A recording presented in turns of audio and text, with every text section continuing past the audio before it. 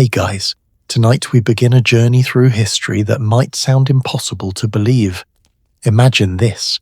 You're walking down a crowded street in ancient Rome, wearing what you think is the most beautiful robe you've ever owned. The color? A deep, rich purple that catches the sunlight just right. People turn to look at you, but not with admiration, with horror.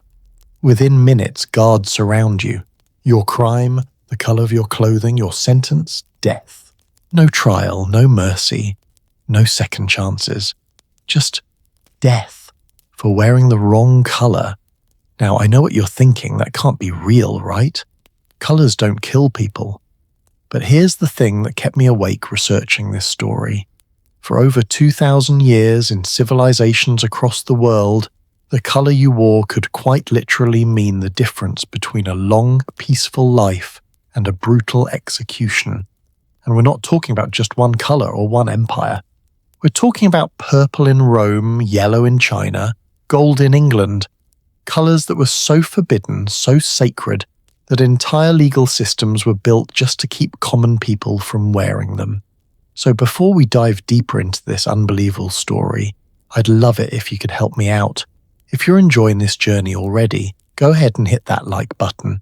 Subscribe if you want more stories that'll make you see history in a completely different light. And hey, drop a comment telling me where you're watching from and what time it is there. I genuinely love knowing that we're all scattered across the world, but somehow here together for this moment.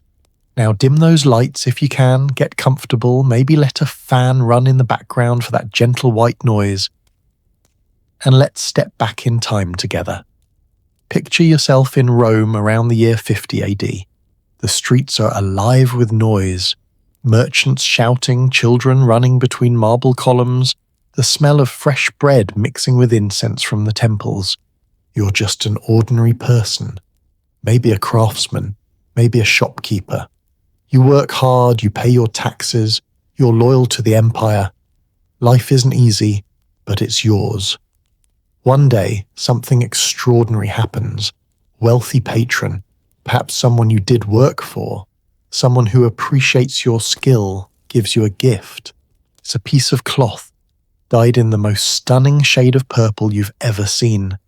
Not the pale, washed-out purple that sometimes comes from mixing cheaper dyes. No, this is Tyrian purple, deep, vibrant, the color of royalty itself. The patron tells you it's worth more than you'll make in a year, maybe two. They insist you keep it. You're torn. Part of you knows this is dangerous territory. Everyone knows that purple is reserved for emperors and senators. But another part of you thinks, it's just a color, isn't it? Besides, it's a gift. You didn't steal it. You didn't buy it pretending to be someone you're not. It was given to you freely. So one morning, perhaps for a special occasion or just because you want to feel special for once in your hard-working life, you wear it. You step out into the street and immediately everything changes. The friendly baker who usually greets you with a smile now looks away nervously. The children who were playing suddenly go quiet. An old woman actually makes a sign against evil when she sees you. Then you hear them. Footsteps. Heavy, rhythmic, unmistakable. The Imperial guards. Now here's where this story gets really chilling. Under Roman law, specifically the Sumptuary laws that governed what people could wear, the punishment for wearing imperial purple without authorization wasn't a fine. It wasn't public shaming or a few days in jail. It was considered an act of treason. And treason meant death. Think about that for a moment. Treason. The same crime as plotting to kill the emperor or betraying Rome to its enemies. Why? Because in the Roman mindset, wearing purple wasn't just about fashion. It was about claiming power that wasn't yours. It was about disrupting the sacred order of society. When you wore purple, you were essentially saying, I'm equal to the emperor. And the emperor, well, he wasn't going to let that slide. The fascinating and terrifying part is that this wasn't some dusty old law that nobody enforced. Historical records tell us that people were actually executed for this. During the height of the Roman Empire, the laws regarding Tyrian purple were, and I'm quoting historians here, rigorously enforced. Infringement was considered treasonous and punishable by death. No exceptions.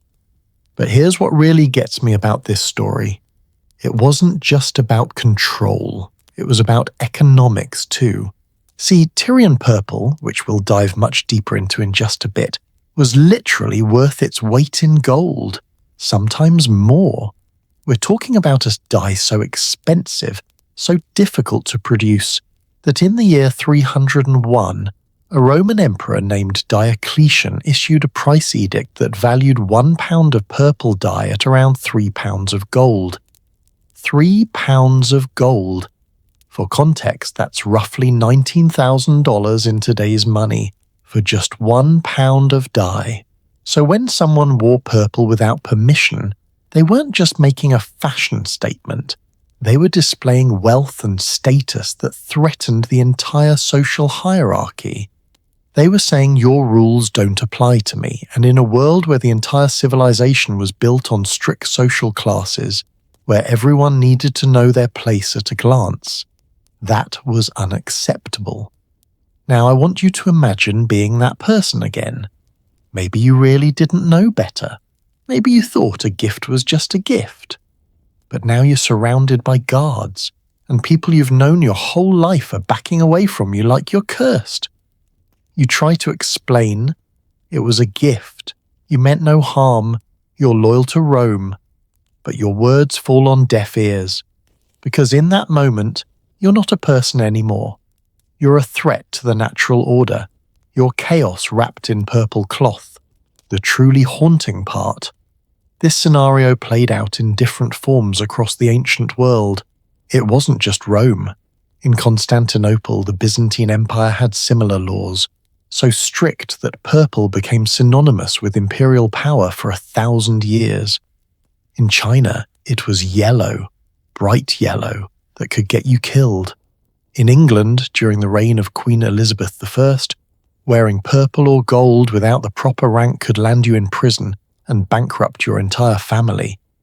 Different cultures, different colours, but the same message: know your place or face the consequences. And you know what keeps me up at night thinking about this? It's not just that the laws existed, it's that they made sense to people at the time. If you asked a Roman citizen, hey, should someone die for wearing the wrong colour? Many of them would probably say, of course, what else would you do? They broke the sacred order. Because that's how deeply these ideas were woven into the fabric, pun intended, of society. Colours weren't just pretty things you wore. They were a language. They were a system of control. They were a visible manifestation of power, wealth, and divine right. When you looked at someone and saw them wearing purple in Rome or yellow in China or gold in medieval England, you were supposed to immediately understand, this person is above me. This person has power that I will never have. This person exists in a different reality than I do.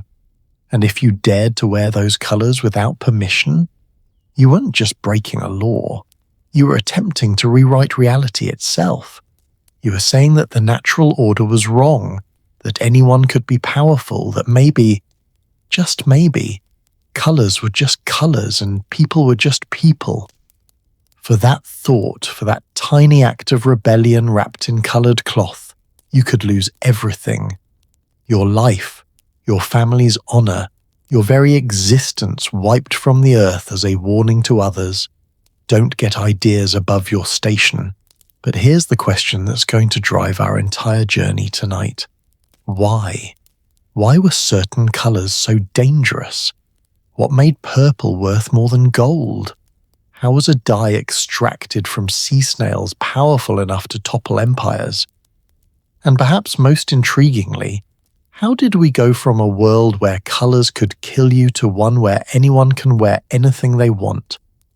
Because that transformation didn't happen by accident. It happened because of rebellion, innovation, and one teenage boy in 1856 who accidentally changed the world forever in his home laboratory. but we're getting ahead of ourselves.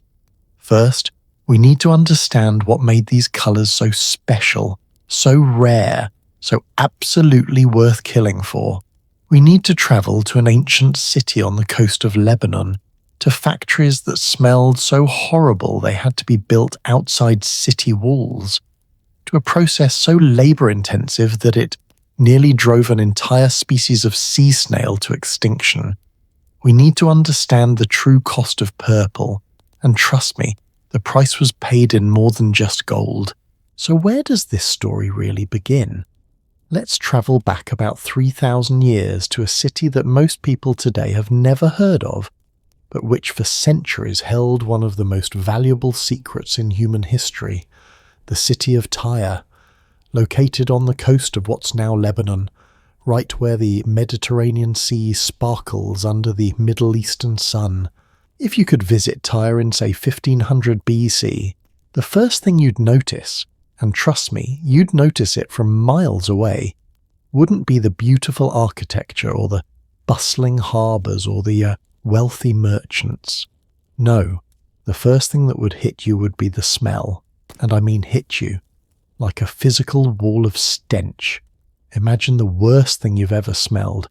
Maybe it's rotten eggs, or spoiled fish left in the sun for a week, or that garbage bag you forgot to take out for way too long. Now multiply that by 1,000, add in the sharp, burning scent of ammonia, mix in the sickly sweet smell of decay, and you're getting close to what the outskirts of ancient Tyre smelled like. Why? Because that's where the magic happened. That's where the Phoenicians of Tyre created the most coveted, most expensive, most obsessed over colour in human history, Tyrian purple. Now, here's something I need you to understand before we go any further. When we talk about expensive today, we usually mean something that costs a lot of money but you could buy it if you saved up enough. Maybe a luxury car or a designer handbag or a first-class plane ticket. But Tyrian purple? It wasn't expensive like that. It was expensive in a way that's almost impossible for us to comprehend today. Let me give you some numbers, because numbers don't lie, and these numbers are absolutely wild. To produce just 1 gram, that's about the weight of a paperclip, you needed approximately 12,000 sea snails. Yes, you heard that right. 12,000 individual sea snails for 1 gram of dye. But wait, it gets better, or worse depending on how you look at it. To dye enough cloth to make a single toga with a purple border, not even a fully purple toga, just the border, you'd need around 250,000 snails, 250,000 tiny sea creatures, all sacrificed for a strip of coloured fabric. And if you wanted a fully purple robe, the kind that emperors and the wealthiest people in the ancient world wore, you'd be looking at millions of snails. Millions. Now you might be wondering, couldn't they just farm these snails, raise them like we raise cattle or chickens? Well, here's the problem. These weren't just any snails.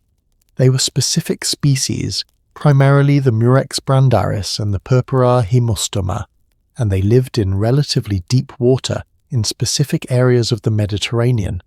They couldn't be farmed with ancient technology. Every single one had to be caught wild by divers and fishermen using baited traps suspended from floats. Can you imagine that job?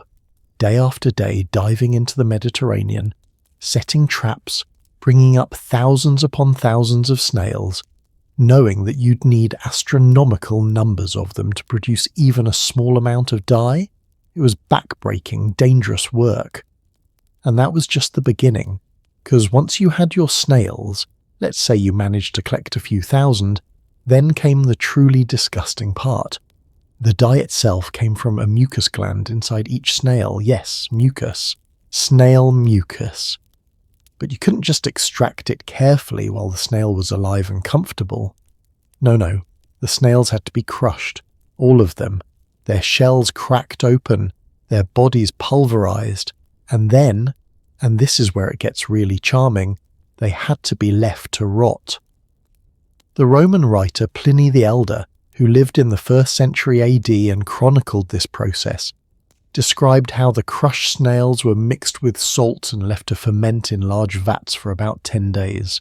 10 days of rotting shellfish, baking under the Mediterranean sun, creating a smell so overpowering that historical accounts tell us the dye factories had to be built outside city walls, not just away from residential areas, outside the actual walls of the city, because no one could live anywhere near that smell.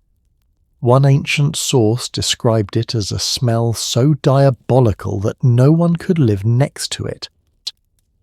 Another said that even clothes dyed with Tyrian purple retained a distinctive odour of fish, urine and sea long after the dyeing process was complete. Imagine spending a fortune on a purple robe and still smelling like rotting seafood. That's commitment to fashion right there. But here's the beautiful, twisted irony of it all. That horrible, nauseating process produced the most beautiful colour anyone had ever seen. Not just any purple, mind you. Tyrian purple was something special. It ranged in shade depending on exactly how it was made, from a deep blood-red purple to a rich bluish violet. And it had 2 properties that made it absolutely revolutionary for the ancient world. First, it was colour-fast. Unlike almost every other dye available at the time, Tyrian purple didn't fade in sunlight. If anything, exposure to sun made it richer and more vibrant. Imagine that. A colour that got better with age, that didn't wash out, that stayed brilliant year after year after year. In a world where most dyes faded to nothing within months, this was basically magic. Second, it was luminous. Not like modern glow-in-the-dark stuff, but there was something about the depth and richness of the colour that made it seem to glow from within.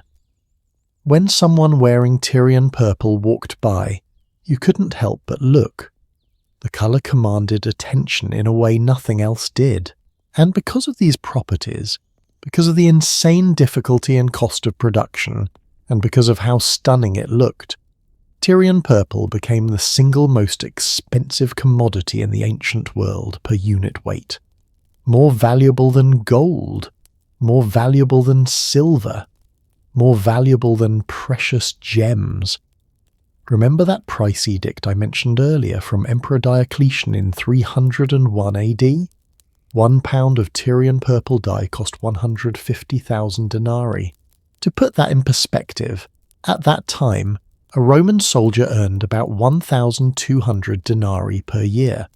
So 1 pound of dye cost the equivalent of 125 years of a soldier's wages. A century and a quarter of hard military service, all for 1 pound of purple. Or, as the edict also noted, about 3 pounds of gold. And this is actual historical record, by the way. We have the edict. We can read it today. The numbers aren't made up or exaggerated. Purple really was that expensive. Now you might be thinking, okay, but who would actually pay that much? Who would be crazy enough to spend that kind of money on a colour? Well, let me tell you about someone who absolutely would. Someone who took the obsession with purple to levels that seem almost comical today. Cleopatra. Yes, that Cleopatra, the last pharaoh of Egypt, the woman who captivated Julius Caesar and Mark Antony, one of the most famous figures in all of ancient history. But here's something they don't usually mention in history class. Cleopatra was completely, utterly, almost hilariously obsessed with purple. Historical sources tell us that she didn't just wear purple clothing, though she definitely did that. She had the sails of her royal barge dyed purple. Think about that for a second. Sails. These enormous pieces of fabric that would get splashed with salt water, exposed to harsh sun, constantly stressed by wind, and she wanted them purple.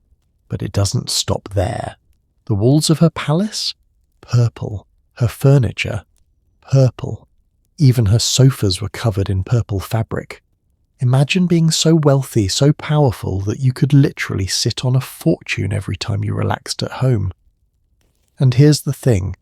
When Julius Caesar, the most powerful man in Rome, the guy who'd conquered Gaul and was reshaping the entire known world, when he fell in love with Cleopatra, he didn't fall for just her. He fell for her entire aesthetic, her purple kingdom. When Caesar returned to Rome after his time in Egypt, he was so influenced by Cleopatra's purple obsession that he made a radical decision.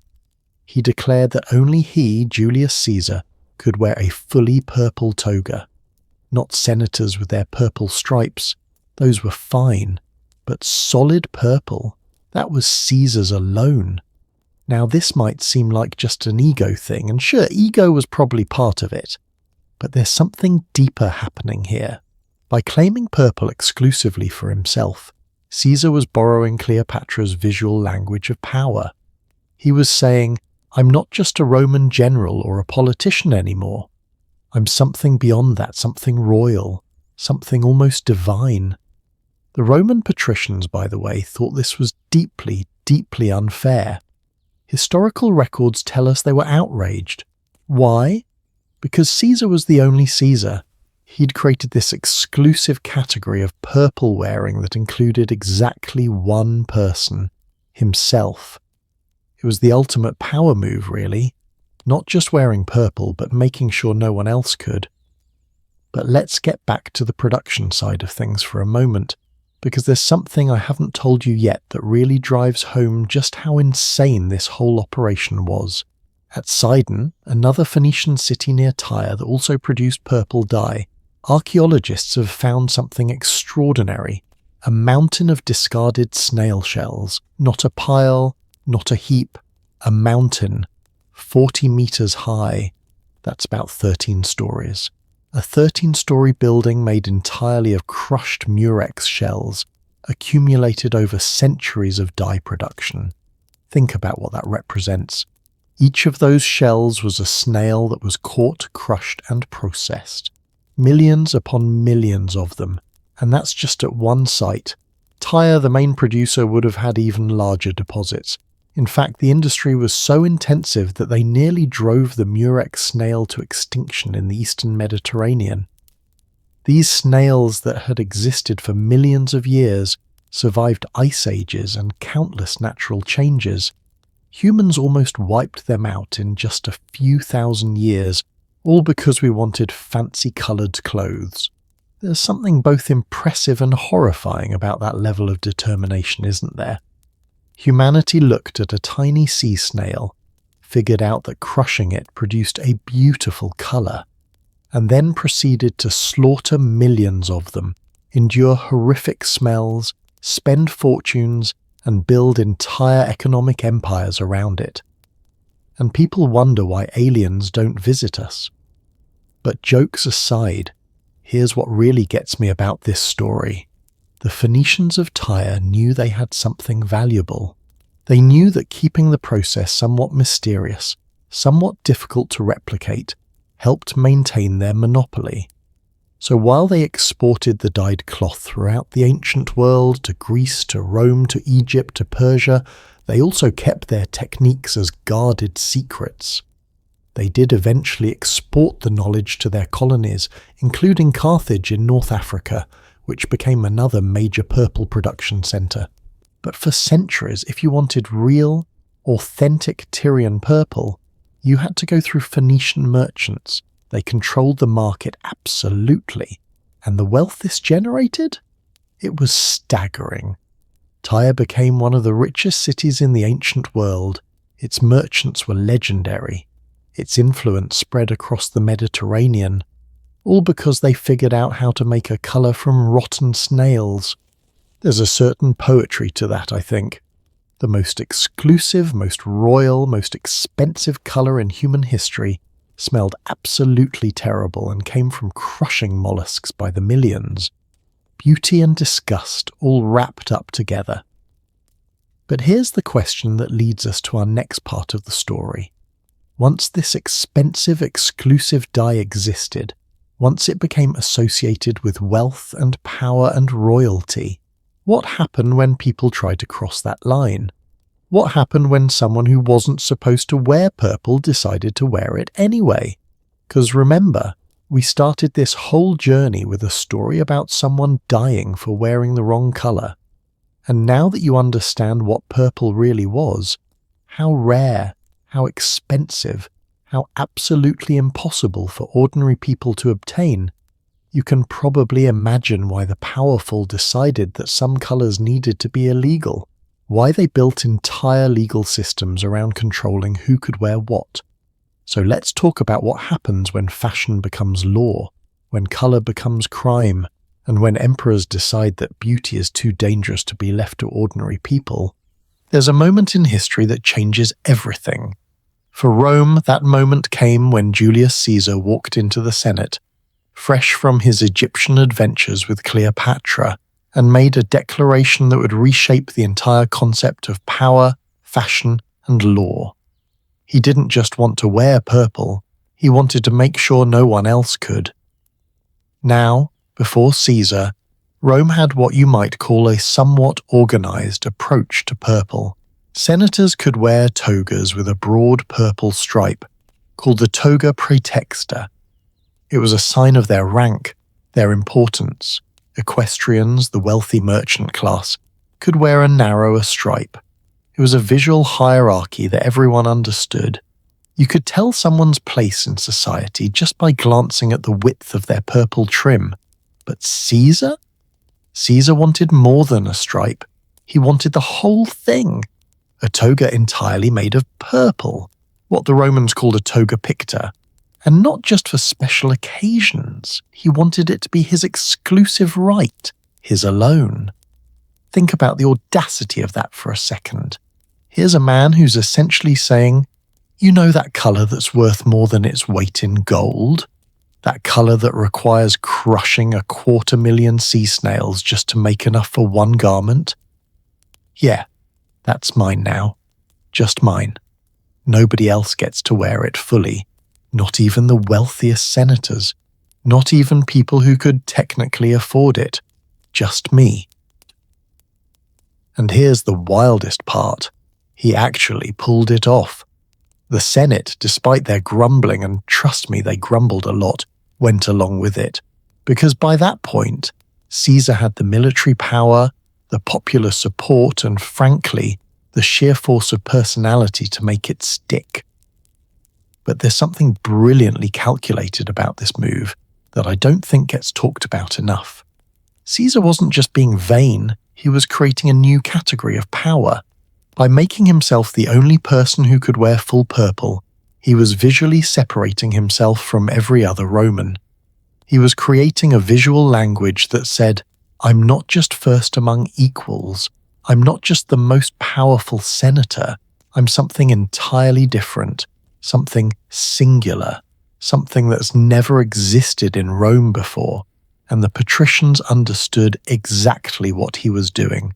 Historical sources tell us they were furious. Why? Because as one ancient writer put it, Caesar was the only Caesar. He'd created an exclusive club with one member, himself. It's like creating a VIP section at a party where only you're allowed to sit. It's frustrating for everyone else precisely because it's so absolute. But here's where it gets really interesting and really dark. What Caesar started, his successors turned into rigid, unbreakable law. As the Roman Republic transformed into the Roman Empire, as the emperors became more and more powerful, more and more distant from ordinary citizens, the laws around purple became increasingly strict, and the punishments, they became absolutely brutal. The sumptuary laws, that's the official term for laws that regulate consumption and display of wealth, evolved into something that would make modern fashion police look like friendly suggestions.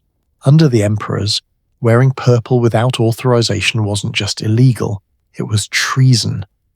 Let me say that again because it's so extreme it's worth repeating. Wearing a color without permission was legally equivalent to plotting to overthrow the government.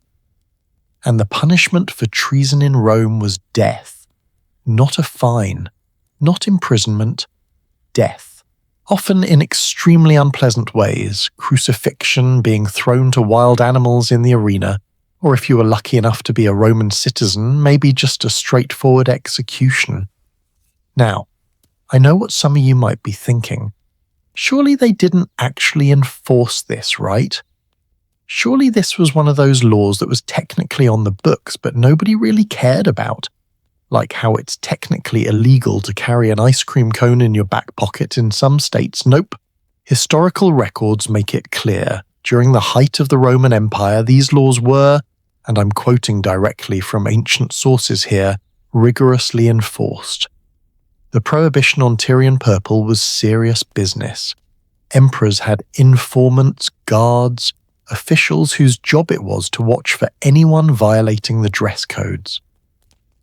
And when they found violators, they made examples of them, because it wasn't really about the colour itself. It was about control. It was about maintaining a social order where everyone could be identified at a glance, where ambiguity was impossible, where if you saw someone in purple you knew beyond any doubt that they had imperial authority. Can you imagine living in that world? Walking down the street knowing that the wrong piece of fabric could literally end your life. That's not paranoia. That's just reality in Imperial Rome. But let me tell you a story that really drives home how serious this purple obsession was. It's about an emperor named Aurelian, who ruled from 270 to 275 AD. Now, Aurelian was a military man, a tough guy who'd fought his way to power. He'd defeated multiple rival emperors, pushed back barbarian invasions, and reunified an empire that was falling apart.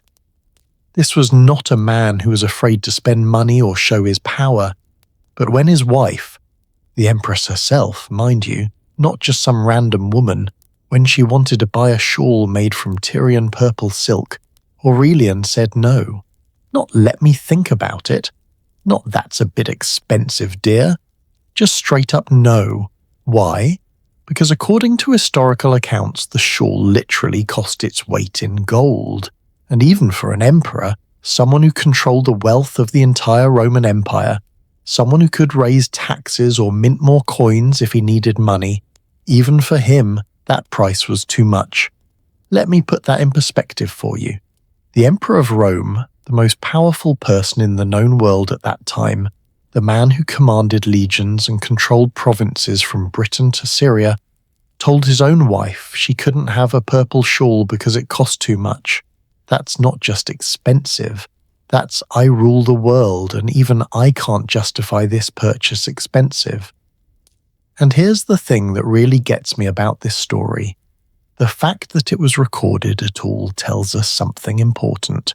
Ancient historians didn't write down every little domestic dispute between emperors and their wives. They wrote down things that mattered, things that illustrated important points. The fact that this incident made it into the historical record means it was significant. It was meant to show people, this is how valuable purple is. Even emperors have to think twice. But it also reveals something else. The exclusivity of purple wasn't just about keeping poor people in their place. It was about maintaining an entire economic and social system. If even wealthy people could casually buy purple, if it became common, then it would lose its power as a symbol. The whole carefully constructed hierarchy would crumble, so the laws had to be absolute. The enforcement had to be harsh, and the message had to be crystal clear: purple is not for you. Now, here's where the psychology gets really fascinating. These laws, as brutal as they were, actually worked. Not just because people were afraid of punishment, though they definitely were, but because people internalized them. They came to believe, deep in their bones, that purple was naturally, inherently, divinely meant for emperors. It's like how you might feel weird sitting in your boss's chair even if they're not around, even if you wouldn't get in trouble. There's something that just feels wrong about it, right? That's internalized hierarchy. That's social conditioning. And the Romans were masters at it. The toga with its purple stripes wasn't just clothing, it was a reminder of where you stood in the cosmic order. Every time you got dressed, every time you saw someone else's toga, you were reminded there's an order to things, there's a natural hierarchy, and trying to disrupt that hierarchy isn't just illegal, it's unnatural, it's wrong. And you know what's really clever about this system? It made the colour itself do the work of control. Emperors didn't need to constantly remind people of their power. They just had to put on a purple robe and walk into a room. Everyone would immediately understand this person is above us. This person is different. This person has authority that we don't question.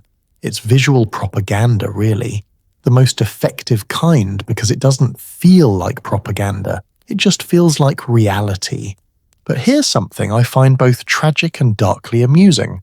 The more strictly these laws were enforced, the more desirable purple became. It's like forbidden fruit, right? The moment you tell someone they absolutely cannot have something, that becomes the thing they want most. Human nature hasn't changed much in 2,000 years. So you'd have wealthy merchants, successful traders, people who could technically afford purple dye if they could get their hands on it, and they'd be desperate for it. Not just because it was beautiful, though it was. Not just because it was expensive, though it was. But because it represented everything they couldn't have. It represented a barrier they couldn't cross. No matter how rich they became, no matter how successful their businesses were. In Rome, you could be richer than some senators.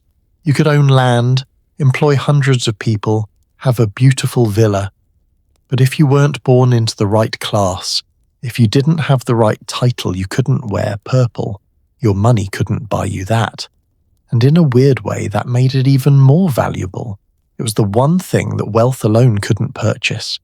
You needed blood, birth, imperial favor, and this is where we start to see the real genius, or maybe the real cruelty of these color laws. They weren't just about maintaining order. They were about making sure that certain kinds of power remained forever out of reach for certain kinds of people.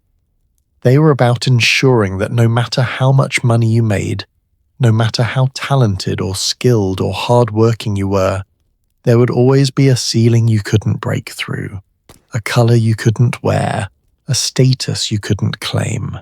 The purple laws were basically ancient Rome's way of saying, we've decided who matters and you're not on the list. And just in case you forget, here's a visual reminder walking past you every day in the forum. But Rome wasn't the only civilization that understood the power of forbidden colors. In fact, across the world, almost at the same time, another empire was developing its own system of color control. An empire where the forbidden color wasn't purple at all. Where the color of power, the color that could get you killed, was bright, brilliant, unmistakable yellow. And the way they enforced their color laws? It makes Rome look almost relaxed by comparison. Halfway around the world, while Roman emperors were obsessing over purple, another civilization was building its own color empire. But their forbidden color wasn't purple at all. It was yellow. Now, I know what you're thinking. Yellow? Really? The color of school buses and taxi cabs and smiley faces. That was the imperial color of China. But here's the thing. The yellow we're talking about wasn't just any yellow.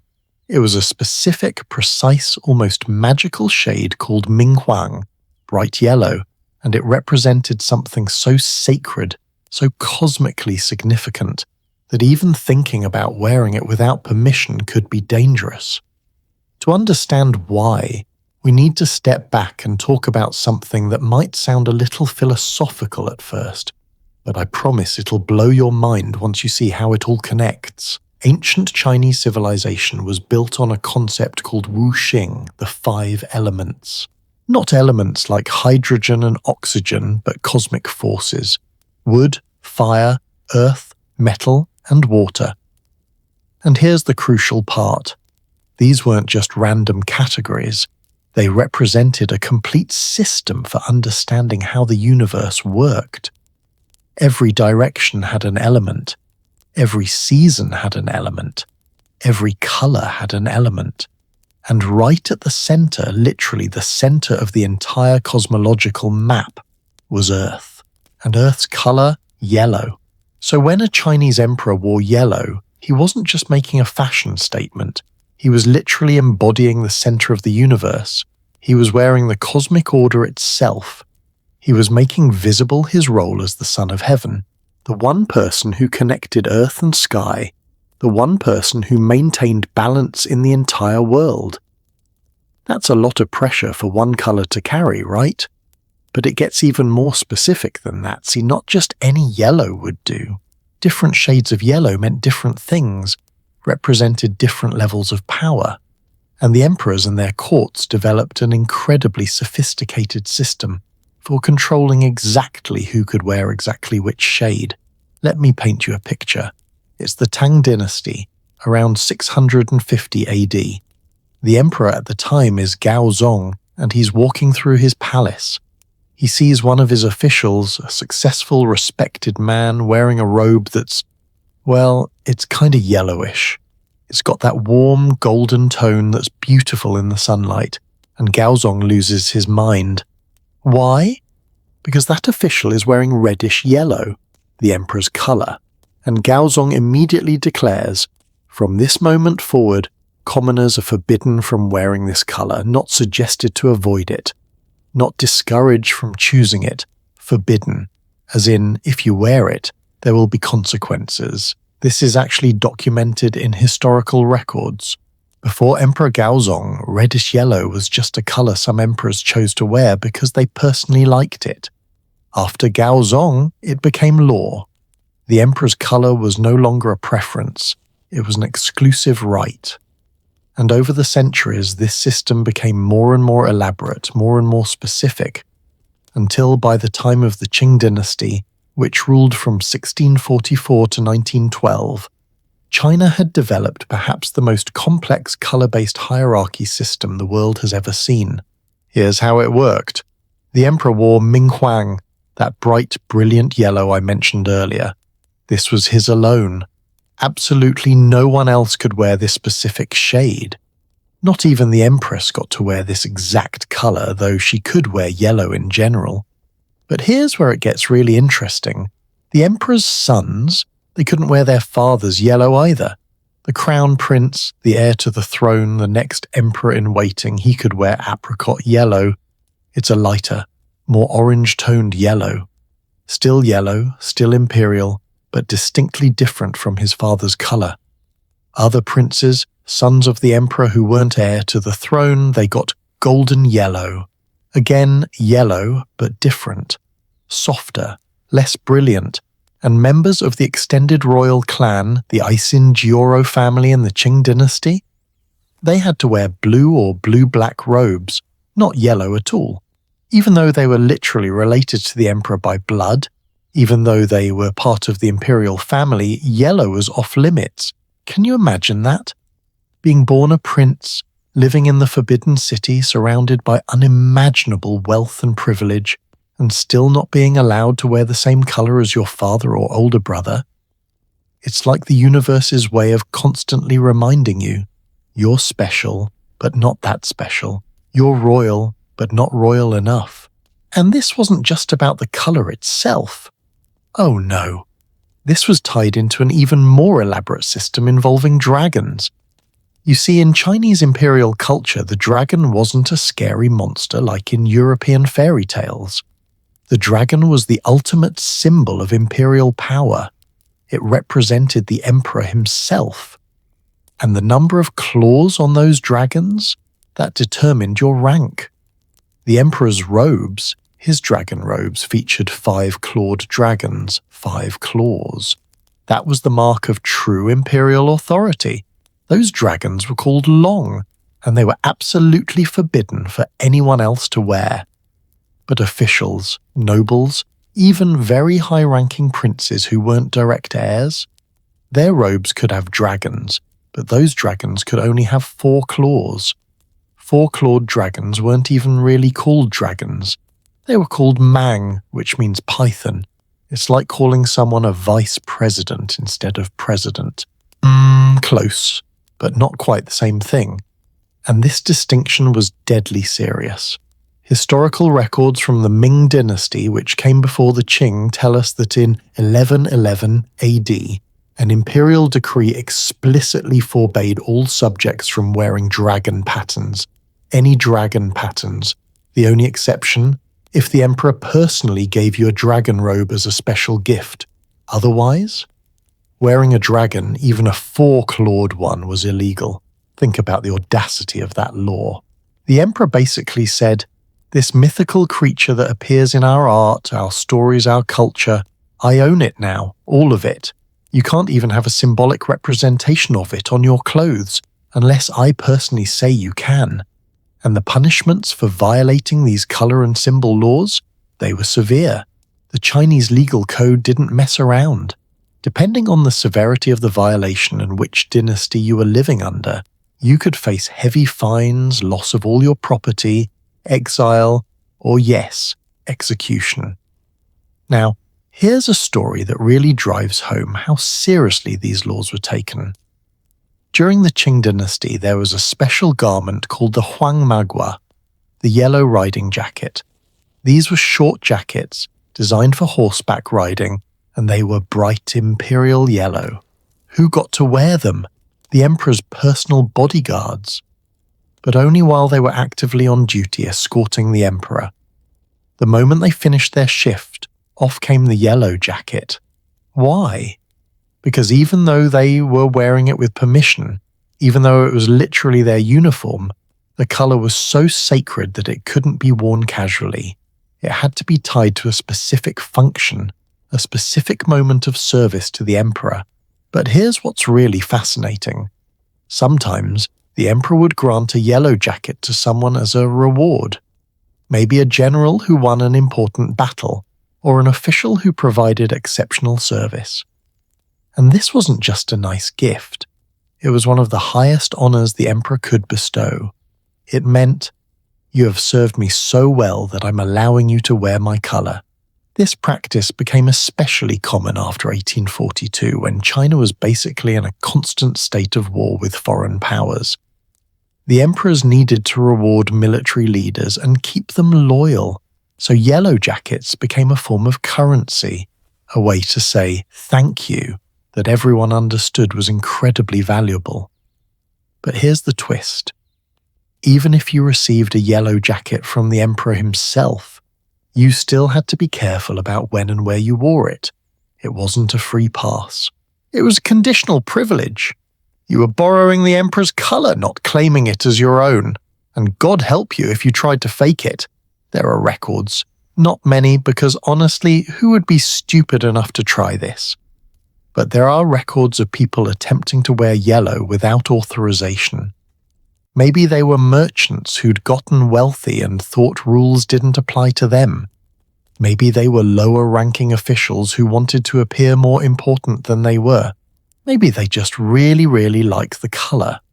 Whatever their reasons, they were taking their lives into their hands. The Ming and Qing dynasties both had strict sumptuary laws that spelled out exactly what would happen to colour violators. And severe penalties is the phrase that appears over and over in the historical records.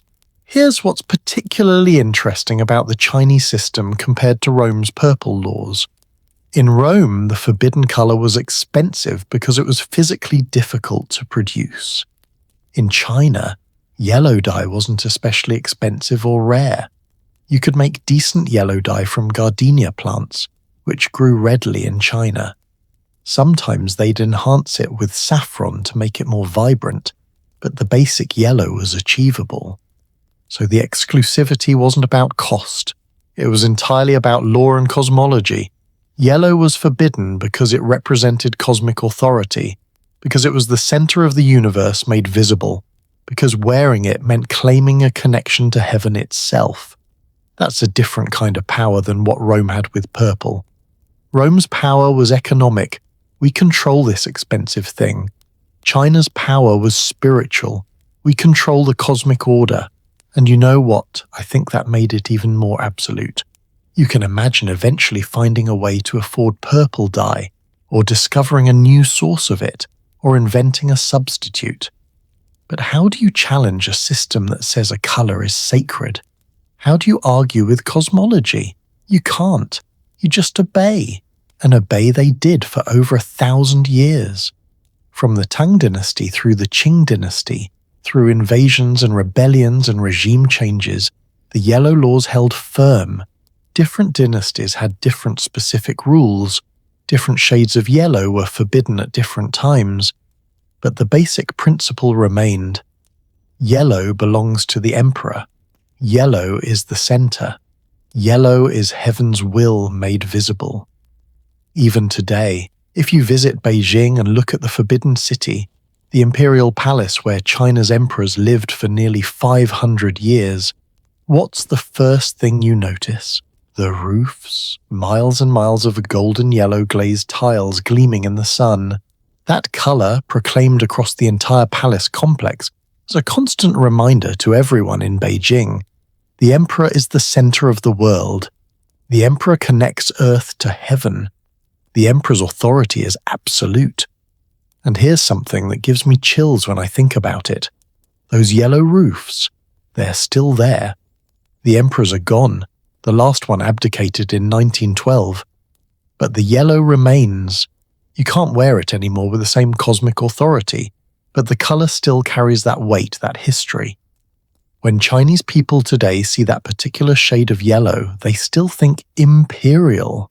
They still think power. Centuries of conditioning don't disappear overnight. But you know what's fascinating? While China was perfecting its yellow-based hierarchy, and Rome had its purple empire, there was another civilization that took the whole concept of colour control to what might be the most extreme level in human history. A civilization where being born in the right coloured room could determine whether you became emperor or died in obscurity. Where purple wasn't just a colour you wore, it was literally built into the walls of the chamber where imperial children were born.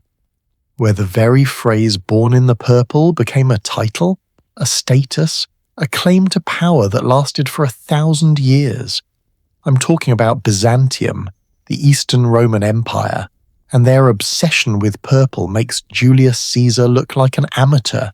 Constantinople, the year 750 AD. Inside the Great Palace, something revolutionary is being constructed. It's a room, but not just any room. A room that will literally define legitimacy, power, and imperial succession for the next 700 years. A room where being born inside its walls versus being born anywhere else could mean the difference between becoming emperor or dying in obscurity. They're lining every surface, walls, floor, ceiling, with a rare purple stone called porphyry. The stone comes from a single quarry in Egypt, and it's almost as precious as the Tyrian purple dye we talked about earlier. It's so hard that it takes specially tempered steel to cut it, steel so advanced that the technique for making it will be lost in the Middle Ages. But the Byzantines have it, and they're using it to create something unprecedented. They call it the porphyra, the purple chamber. Now here's where Byzantine culture gets absolutely fascinating. The emperor at this time, Constantine V, is doing something brilliant. He's not just building a fancy birthing room for royal babies, though that's part of it. He's creating a physical, tangible way to answer a question that had plagued empires for centuries. How do you prove that your heir is legitimate? How do you prevent every ambitious general or wealthy aristocrat from claiming they should be emperor?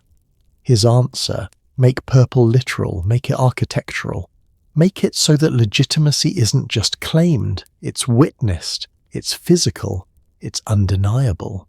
When Constantine's wife, Princess Irene, a young Khazar princess brought to Constantinople for a political marriage, went into labour in the year 750, she didn't give birth in a regular royal bedroom.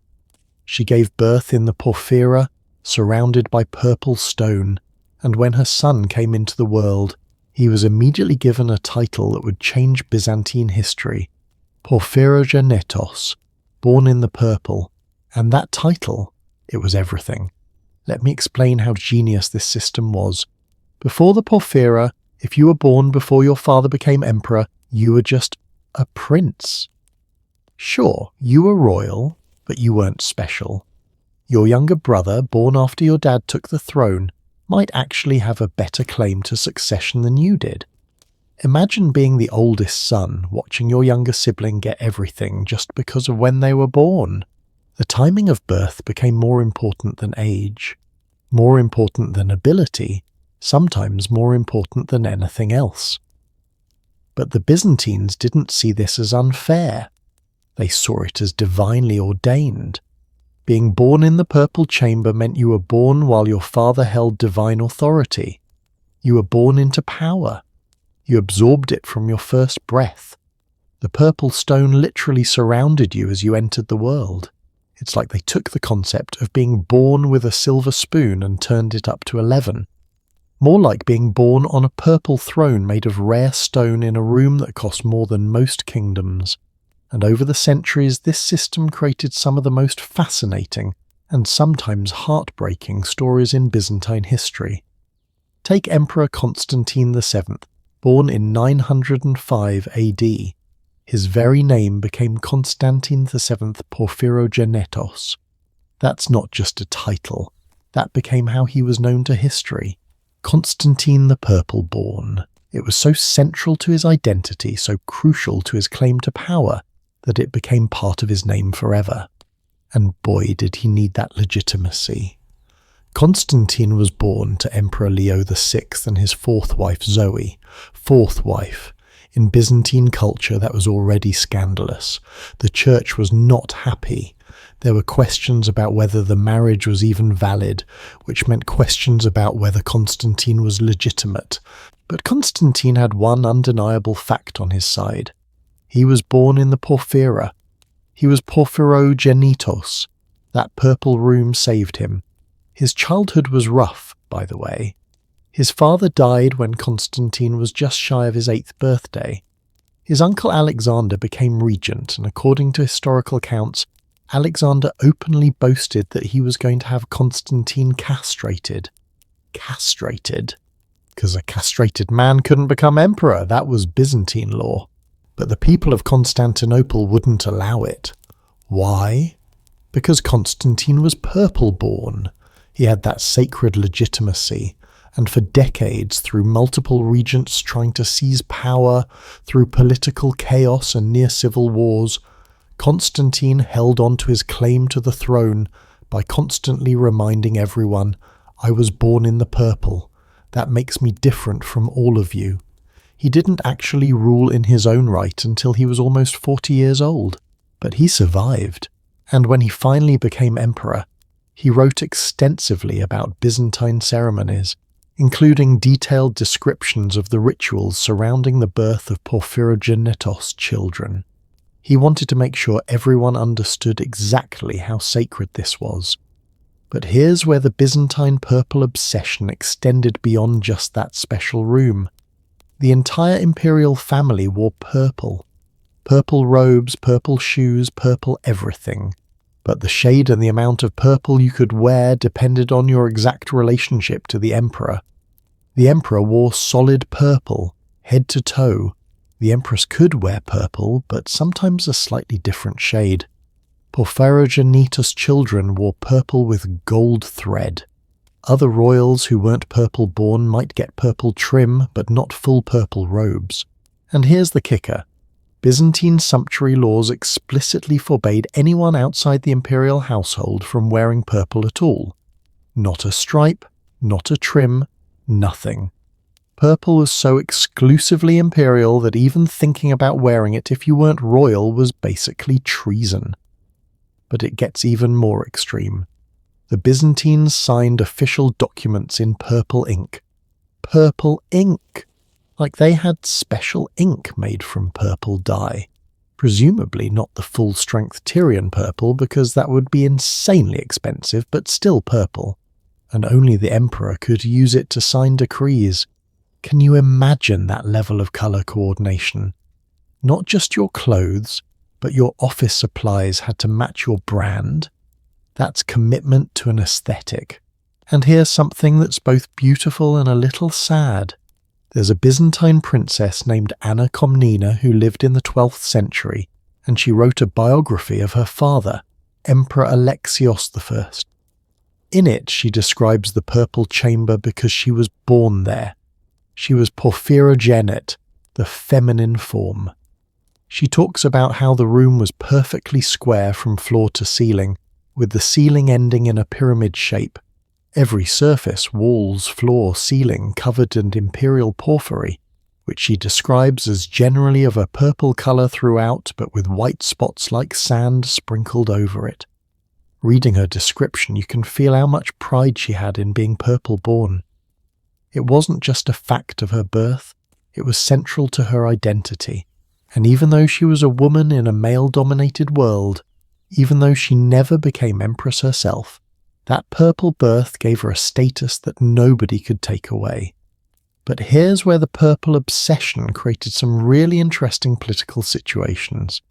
See, being porphyrogenitos was so valuable, so prestigious, that it became a bargaining chip in international diplomacy. There's a famous incident involving a German diplomat named Liutprand of Cremona. In 968 AD, he was sent by Otto of the Holy Roman Empire to Constantinople with a specific mission: secure a porphyrogenate bride for Otto's son, the future Otto II. Think about what that request means.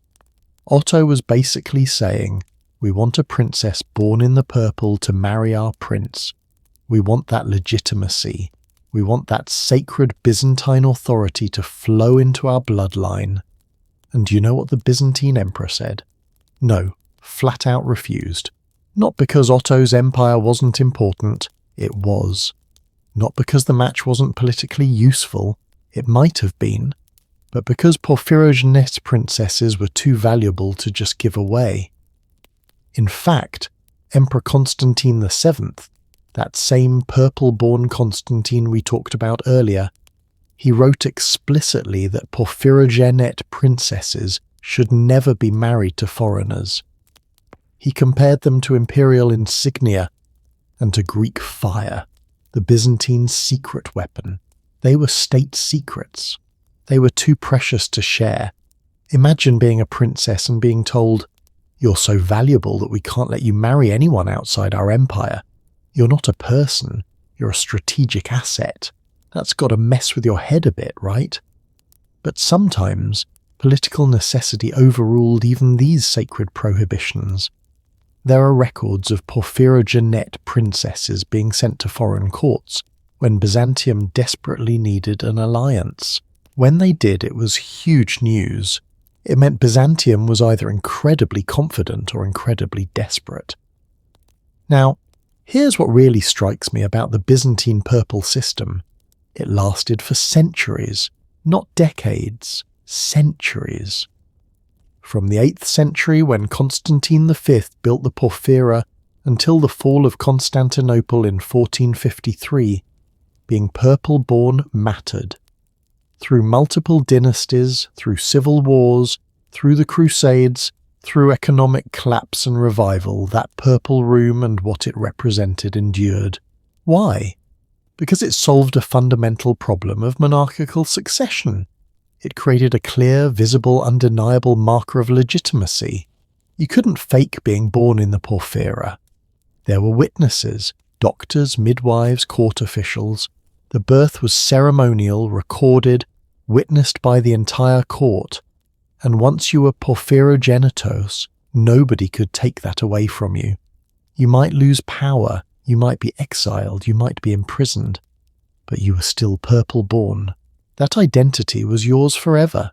It's actually kind of beautiful, in a weird way.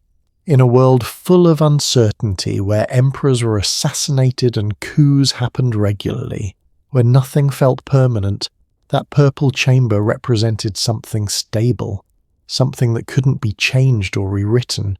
You were either born there or you weren't, and if you were, you carried that purple identity for the rest of your life. But while Byzantium was perfecting its purple birthing chamber, and China was enforcing its yellow hierarchies, something interesting was happening in Western Europe. The concept of colour control was spreading, but it was taking on different flavours, different intensities in different kingdoms. And nowhere, absolutely nowhere, did it get more specific, more detailed, more hilariously complicated than in Elizabethan England, where Queen Elizabeth I decided that she was going to tell every single person in her kingdom exactly what they could and couldn't wear, down to the fabric, the colour, and even the length of their sword. Picture England in 1574. Queen Elizabeth I is in her prime, brilliant, powerful, famously fashionable, and she's about to issue one of the most comprehensive, most detailed, most I can't believe this is real sets of laws about clothing that the world has ever seen. These laws, called the Sumptuary laws, are going to tell every person in England, from the wealthiest nobles to the poorest farmers, exactly what they're allowed to wear. And I'm not talking about vague guidelines. I'm talking about specific fabrics, specific colours, specific accessories, even specific measurements. And yes, purple is on the list, along with cloth of gold and fur from sable. But the genius, or maybe the madness, of the English system is how detailed it got. Let me read you the actual beginning of the 1574 statute, because it's worth hearing the original language. The excess of apparel and the superfluity of unnecessary foreign wares thereto belonging now of late years is grown by sufferance to such an extremity that the manifest decay of the whole realm generally is like to follow. Translation: people are dressing too fancy, buying too many foreign clothes, and it's going to destroy England. I love that. The idea that fashion is so dangerous it could bring down an entire kingdom. But Elizabeth genuinely believed this. She believed that if people dressed above their station, if they wore colours and fabrics they hadn't earned through birth or rank, the entire social order would collapse. And you know what? She might have had a point. Stay with me here. In Elizabethan England, clothing was how you immediately identified someone's place in society. You saw someone in purple, you knew they were royalty. You saw someone in fine silk with golden trim, you knew they were nobility. You saw someone in plain wool, you knew they were common. It was like a uniform system for the entire country. Everyone wore their rank on their body all the time, and that system worked. Until people started getting rich. See, England in the 16th century was experiencing something revolutionary. Social mobility. Merchants were making fortunes in trade. Craftsmen were becoming wealthy. Even some farmers were doing well enough to afford nice clothes. And these newly rich people, understandably, wanted to show it. They wanted to wear the beautiful fabrics they could now afford. They wanted to dress their wives and daughters in silk and satin. They wanted to look successful. But to the aristocracy, to the people born into wealth and titles, this was terrifying. Because if a merchant could dress like a lord, how would you know who the real lords were? If everyone wore silk, what made nobility special? It's like if everyone could suddenly afford a Rolls-Royce and live in a mansion. The people who'd always had those things would panic because their status symbols wouldn't mean anything anymore. So Elizabeth's sumptuary laws were partly about economics, keeping English money in England instead of spending it on foreign luxuries. But they were really about control, about making sure that when you looked at someone, you immediately knew their place in the world, and the specifics of these laws are absolutely wild. Only the king, queen, the king's mother, children and brothers could wear silk of the colour purple, cloth of gold tissue or fur from sable. Period. Nobody else. If you weren't literally immediate royal family, purple was off limits, but it gets more specific. Knights' wives couldn't wear damask, taffeta or silk in any cloak or safeguard. That's a kind of outer garment. Why? Because they were married to knights, but they weren't of high enough rank for these fabrics. The laws even specified sword length. Men of different ranks were allowed to carry swords of different lengths. Your sword had to match your social status. Can you imagine? Sorry, sir, that sword is 2 inches too long for your rank. We're going to have to confiscate it. And hats, oh, the hat regulations. The laws specified which fabrics could be used for hats based on your social class. You couldn't just wear any hat you wanted. Your hat had to declare your position in society. Now here's where it gets really interesting. The punishments. The 1574 statute states that violation of any sumptuary law would result in forfeiture of £10 for every day and imprisonment by 3 months. Let me put that in perspective. £10 in 1574 was an enormous amount of money. A skilled worker might make £20 a year, so the fine was half a year's wages for every single day you wore the wrong thing. And if you couldn't pay, commit the offender to prison till he've paid the forfeiture. Basically, debtor's prison until you somehow came up with the money. So theoretically, these were harsh laws with serious punishments. In practice, though, they were a complete mess. There's a historical account from 1565, before the formal 1574 laws but when similar regulations existed, about a man named Richard Walwayn who was arrested for wearing, and I quote, a very monstrous and outrageous great payre of hose. Monstrous and outrageous hose, let that sink in. This man was detained by authorities because his pants were too fancy. Historians think he might have been guilty of padding his calves. There was a fashion for shapely legs at the time, so men would stuff extra fabric into their stockings to make their calves look bigger, and apparently Walwayn went overboard. His calves were suspiciously muscular for a servant. Then there's the case from 1576 of a fellow of King's College, an educated man, a scholar, who was sent to prison when authorities discovered he was wearing a cut taffeta doublet and a great pair of galligaskins. Galligaskins were a type of loose breeches, and taffeta was a fabric reserved for higher ranks than his. Imagine being thrown in jail because your pants were made of the wrong material. That's the world Elizabeth's laws created. But here's the fascinating thing. Despite the harsh punishments on paper, enforcement was incredibly spotty. Most people who violated the sumptuary laws never got caught, and even when they did get caught, the punishments were rarely as severe as the law allowed. Why? Because it was almost impossible to enforce. Think about it. You'd need fashion police constantly patrolling the streets, checking everyone's fabric, measuring everyone's sword, inspecting everyone's hat. It was a logistical nightmare. Plus the newly rich merchants. They didn't care about the fines. They could afford to pay £10 a day if they got caught, which was rare anyway.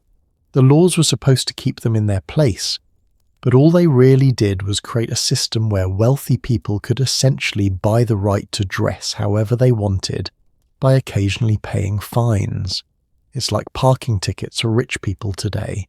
The fine is supposed to discourage you from parking illegally, but if you're wealthy enough, you just consider it the cost of parking wherever you want.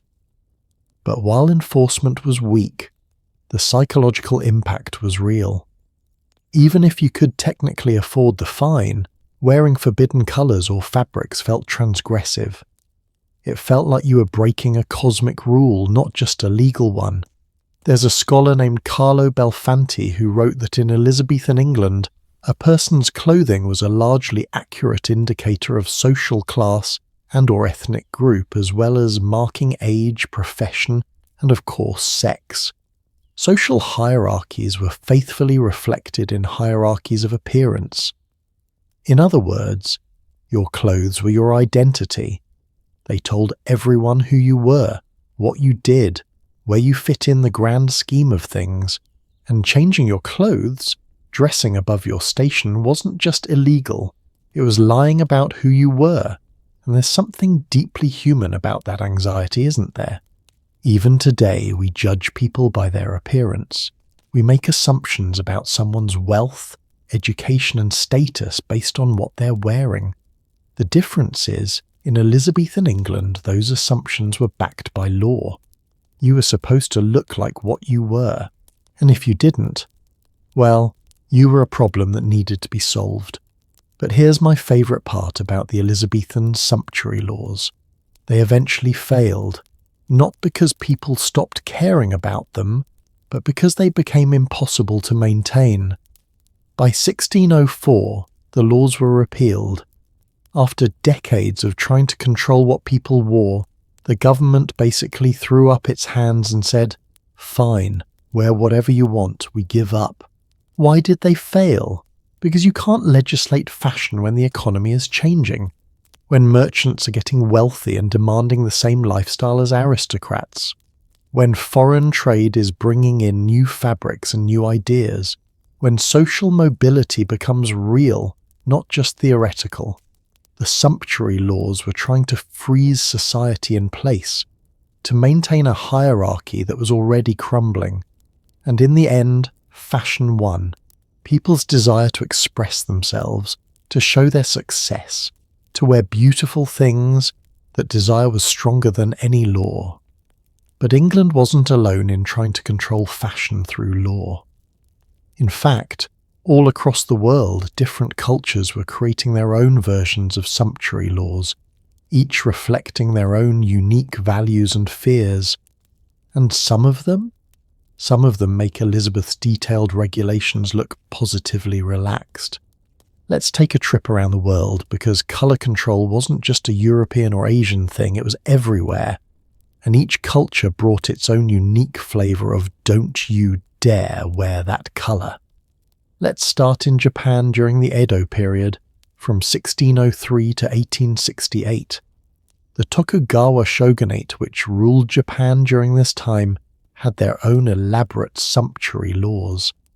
But here's what makes Japan fascinating. The people found incredibly creative ways to rebel against them. The Japanese laws were constantly being revised and reissued, so much so that people started mocking them as three-day laws. Like the government would issue a new set of clothing restrictions, people would ignore them, and 3 days later there'd be another set of rules. It became almost comical, but the restrictions themselves were serious. There was a social class called chonin, townspeople, basically urban merchants and artisans, who were technically at the bottom of the official social hierarchy, below samurai, below farmers. They weren't supposed to wear bright colours or fancy clothes, so what did they do? They got creative. When the laws banned certain tie-dyed patterns called shibori, the jonin developed methods of hand-painting silk that created similar effects without technically violating the law. Loophole found. When the laws said they couldn't wear bright colours on the outside of their clothes, they started making their garments plain on the outside, but lining them with incredibly luxurious, colourful fabrics on the inside. It became a whole aesthetic called iki, understated exterior, secret luxury inside. It was like wearing a plain black jacket that cost a fortune because the interior lining was made of rare silk with intricate designs. You couldn't see it unless someone looked closely or the jacket opened. But you knew it was there. That's what mattered. This is the fashion equivalent of a secret speakeasy, technically following the law while completely subverting it. I have so much respect for that level of petty rebellion. Now let's jump to Islamic sumptuary laws, which had a completely different focus. Based on teachings in the Quran and Hadith, Islamic laws prohibited men, specifically men, from wearing silk or gold jewellery. The reasoning was about humility and avoiding vanity. Silk was seen as effeminate and morally suspect for men. Gold jewellery was considered excessive pride. These weren't just legal restrictions, they were religious ones, which made them even more powerful. But here's the interesting part: women were allowed to wear silk and gold. These restrictions didn't apply to them at all. So Islamic sumptuary laws were gendered in the opposite way from most European ones, which often restricted women's fashion more than men's. And these rules are still followed in many Islamic communities today. They're not ancient history, they're living tradition. moving to Scotland in 1429, where King James thus passed a sumptuary law that's notable for just how harsh the punishment was. The law restricted certain furs, pine martens, beech martens, and silver plating to specific ranks: knights, lords, burgesses, and their families. And if you were a metalsmith who made silver items for someone below that rank, the punishment wasn't a fine, it wasn't imprisonment, it was death. And not just death. All your lands and goods would be forfeited. Death for making a piece of silver jewellery for the wrong person.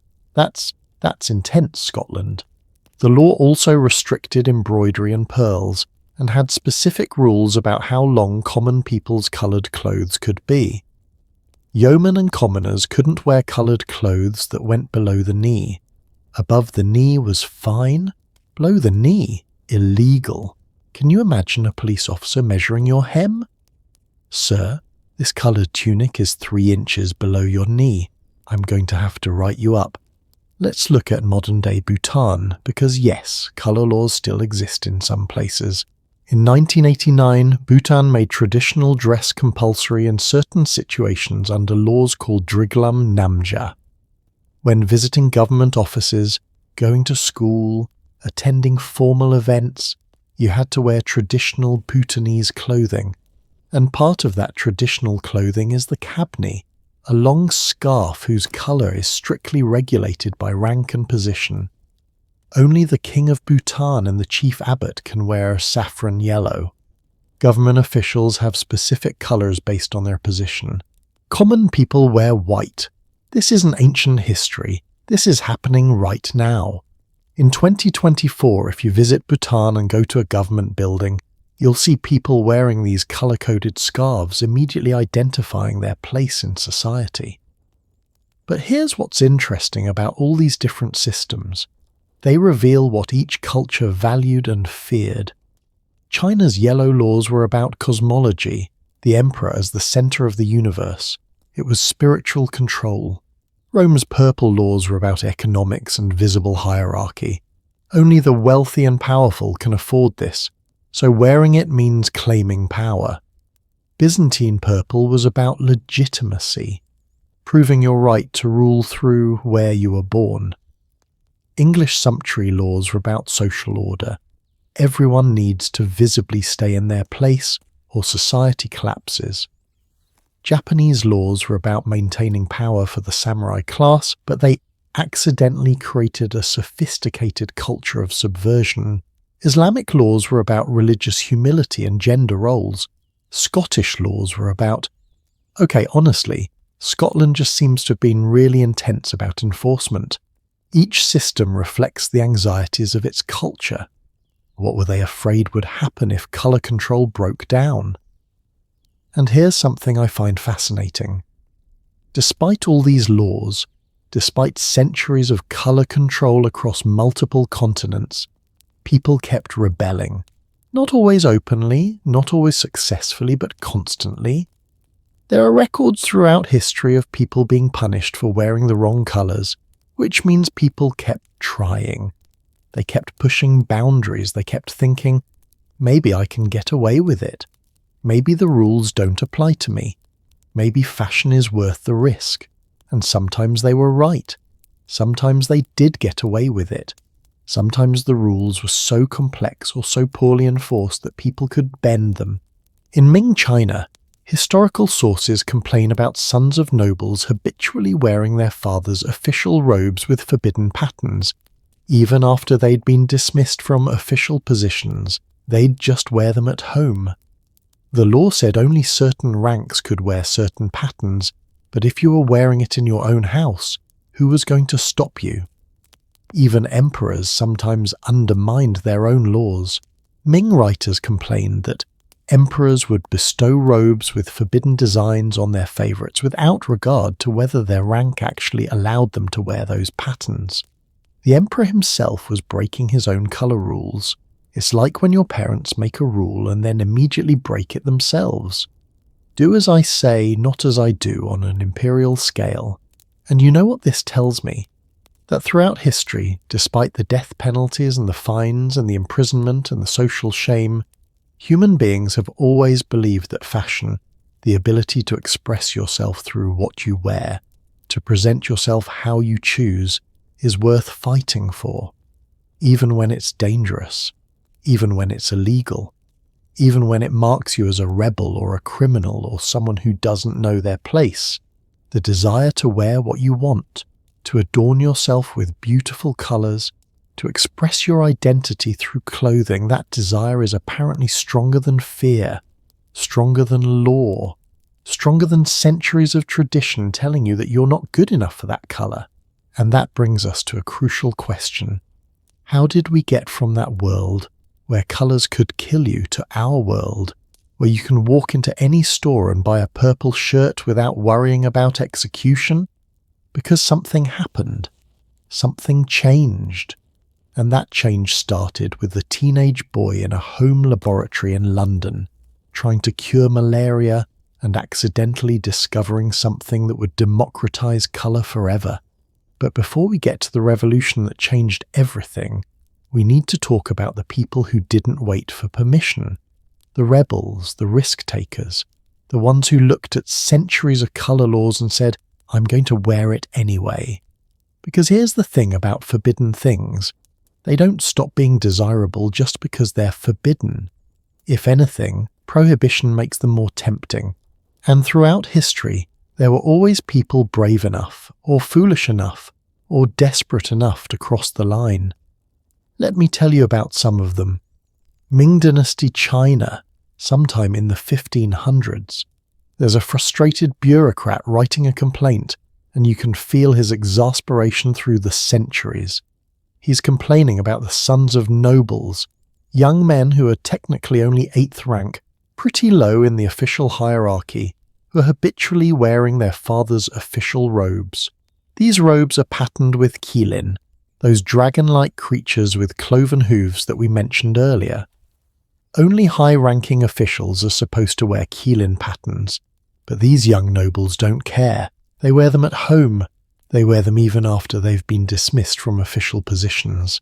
The writer says, and I love this quote, they wear dark brown hats and robes patterned with qilin, tied with golden ribbons, even when they live at home or have been dismissed from official positions.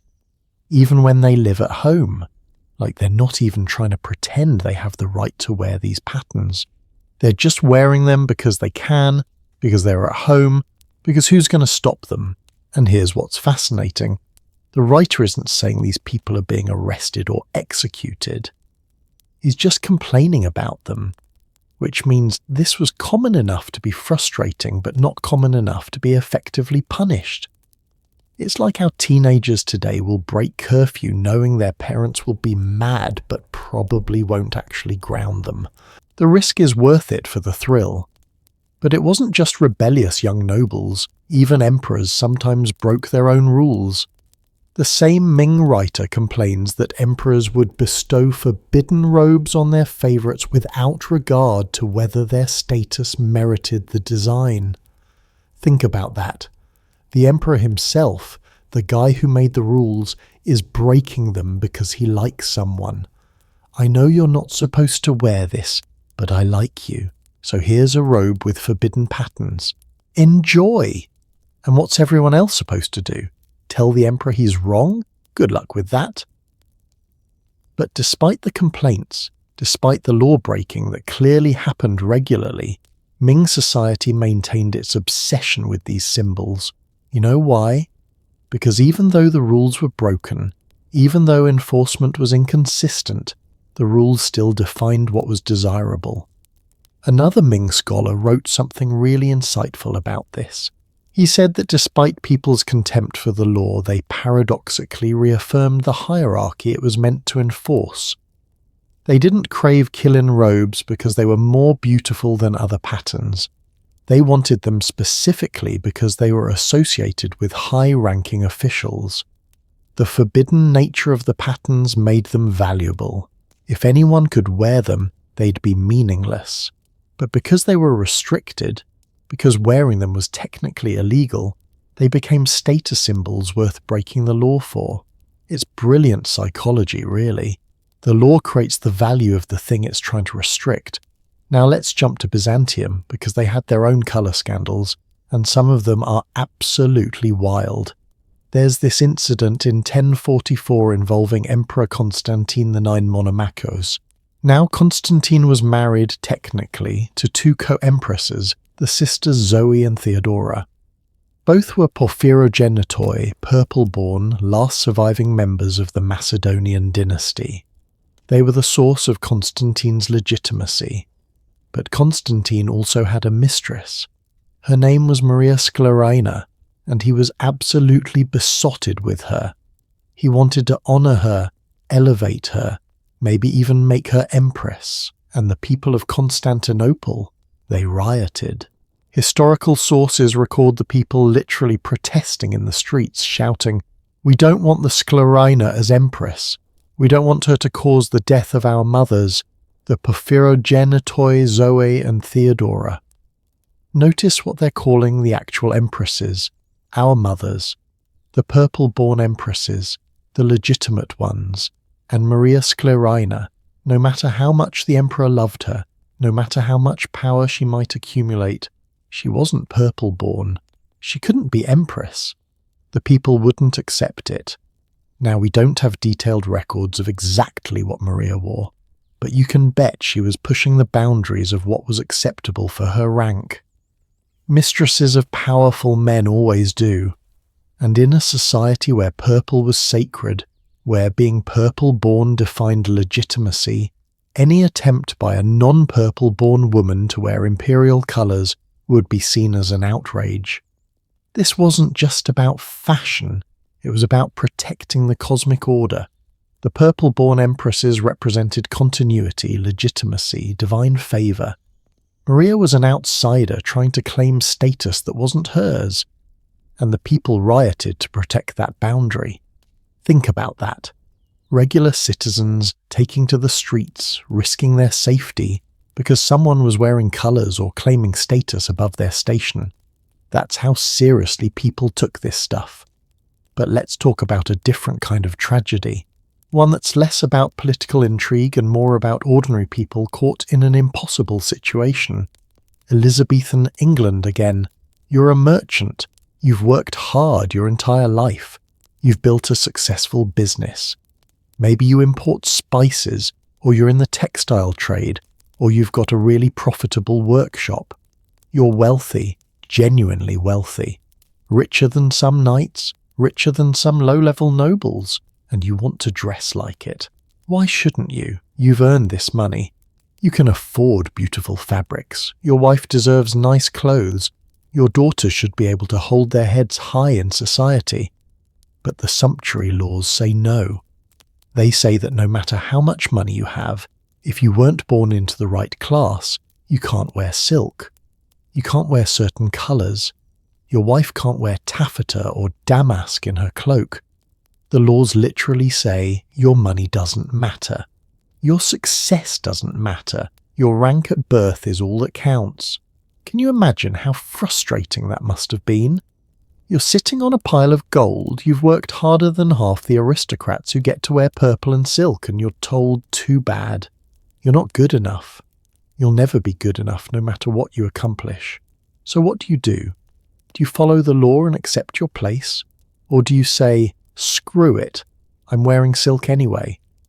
Historical records tell us many merchants chose the latter. They wore the forbidden fabrics. They dressed their families in materials above their station, and when they got caught, which wasn't often because enforcement was terrible, they paid the fines and kept doing it. Because the fines, as heavy as they were supposed to be, were still cheaper than accepting that your accomplishments meant nothing. It was a form of protest, a way of saying your arbitrary rules don't define me. My success defines me. But there's a darker side to this story. Not everyone who violated colour laws was a wealthy merchant who could afford the consequences. Sometimes, ordinary people got caught up in the system through no fault of their own. Remember that story from the very beginning? The one about wearing purple in Rome and being executed for treason? That wasn't hypothetical. That happened to real people. We don't have many detailed individual accounts because, well, when you're executed for treason, people don't tend to write flattering biographies about you. You become a warning, not a story. You become that person who was foolish enough to wear purple rather than a person with a name, a family, a life. But the laws were enforced. Historical records are clear about that. During the height of the Roman Empire, people were executed for wearing unauthorized purple. In China, people faced severe penalties for wearing forbidden yellow.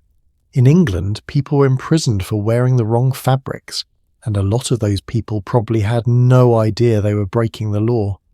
Maybe they received a gift, like in our opening scenario. Maybe they bought cloth from a merchant who lied about what it was.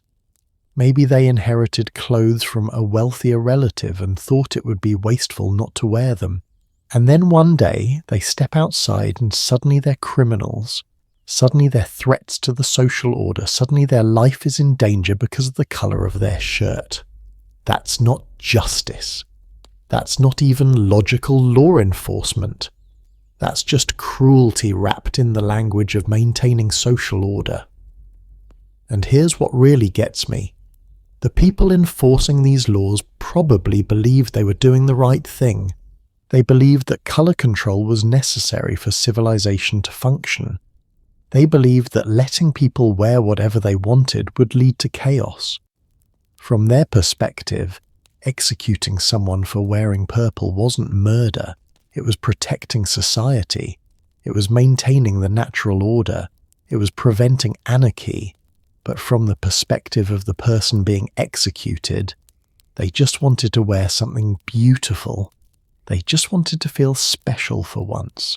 They just wanted to break out of the rigid box society had put them in since birth. And they paid for that desire with their lives. There's something profoundly sad about that. Throughout human history, we've killed people over fabric dye. We've imprisoned them, fined them into bankruptcy, destroyed their families, all because they wore the wrong colour. All because someone, somewhere, decided that certain colours belonged to certain people, and anyone who challenged that deserved punishment. But here's the beautiful, hopeful part of this story. Despite all the laws, despite all the punishments, despite centuries of colour control backed by the full force of empires and churches and governments, people never stopped rebelling. They never stopped wanting access to beautiful colours. They never stopped believing that fashion was worth fighting for. They never stopped pushing against boundaries that told them, "You're not worthy of this beauty."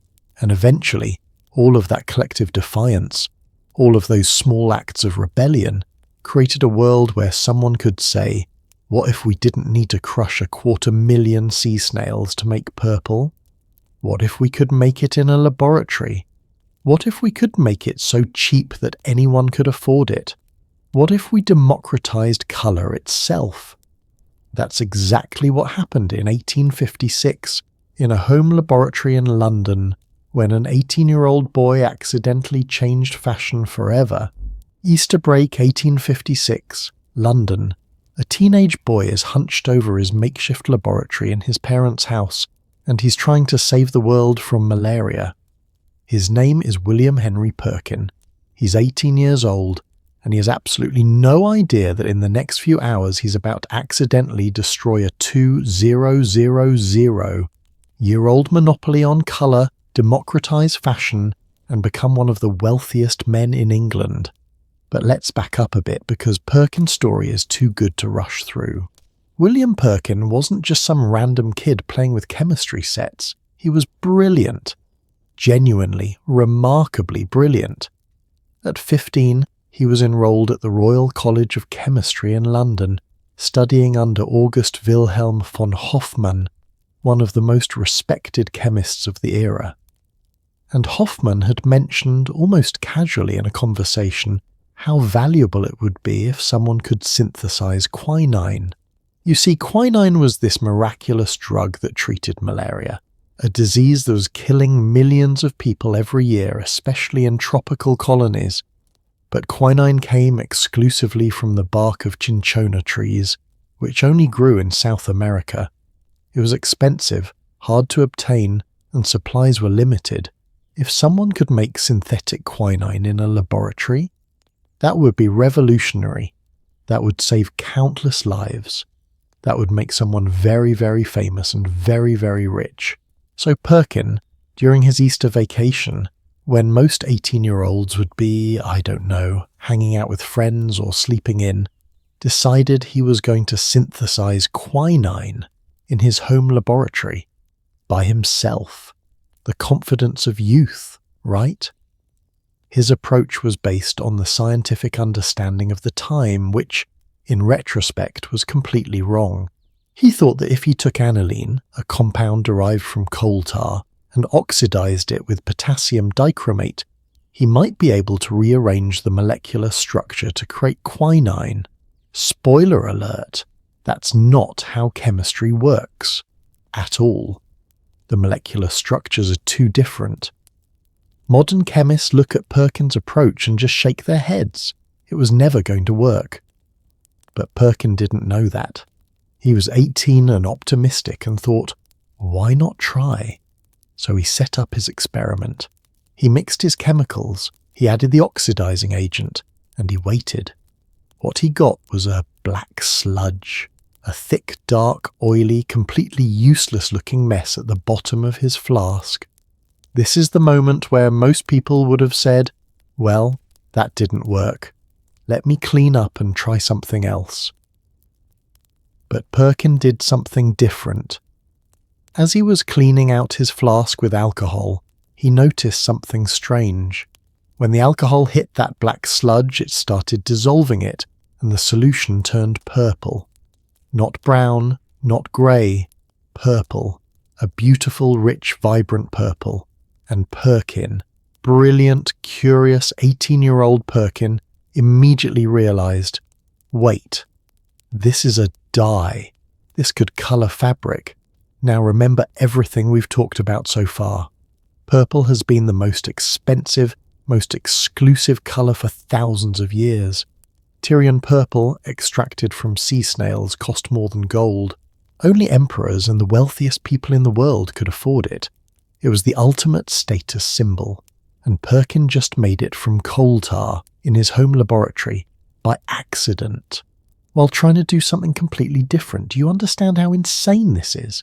It's like if you were trying to bake a cake and accidentally invented the cure for cancer. It's that level of serendipitous, world-changing accident. But Perkin didn't just go, oh, cool purple, and move on. He immediately grasped the potential. He was studying chemistry in the middle of the Industrial Revolution in England, the cradle of textile manufacturing. He knew that the dyeing industry was enormous. He knew that purple was insanely expensive.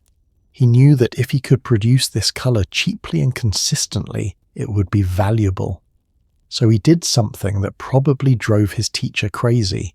He wrote to his professor Hoffman, explained what had happened, and said, I'm leaving school. I'm going to manufacture this dye commercially. He was 18. 18! He dropped out of school to start a factory based on an accidental discovery he made during spring break. And Hoffman, according to historical accounts, was not happy. He'd been grooming Perkin as a research assistant. He had plans for him, and Perkin was basically saying, thanks for the education, but I'm going to go make a fortune now. Bye. But Perkin wasn't being reckless. Well, okay, he was being a little reckless, but he did his research first. He and his brother Thomas, who became his business partner, tested the dye extensively. They sent samples to a fabric manufacturer in Scotland named Robert Puller. And Puller's response? Puller, who'd recently produced silk for Queen Victoria herself, wrote back to this teenager saying that if the dye wasn't too expensive, it would be one of the most valuable discoveries made for a long time.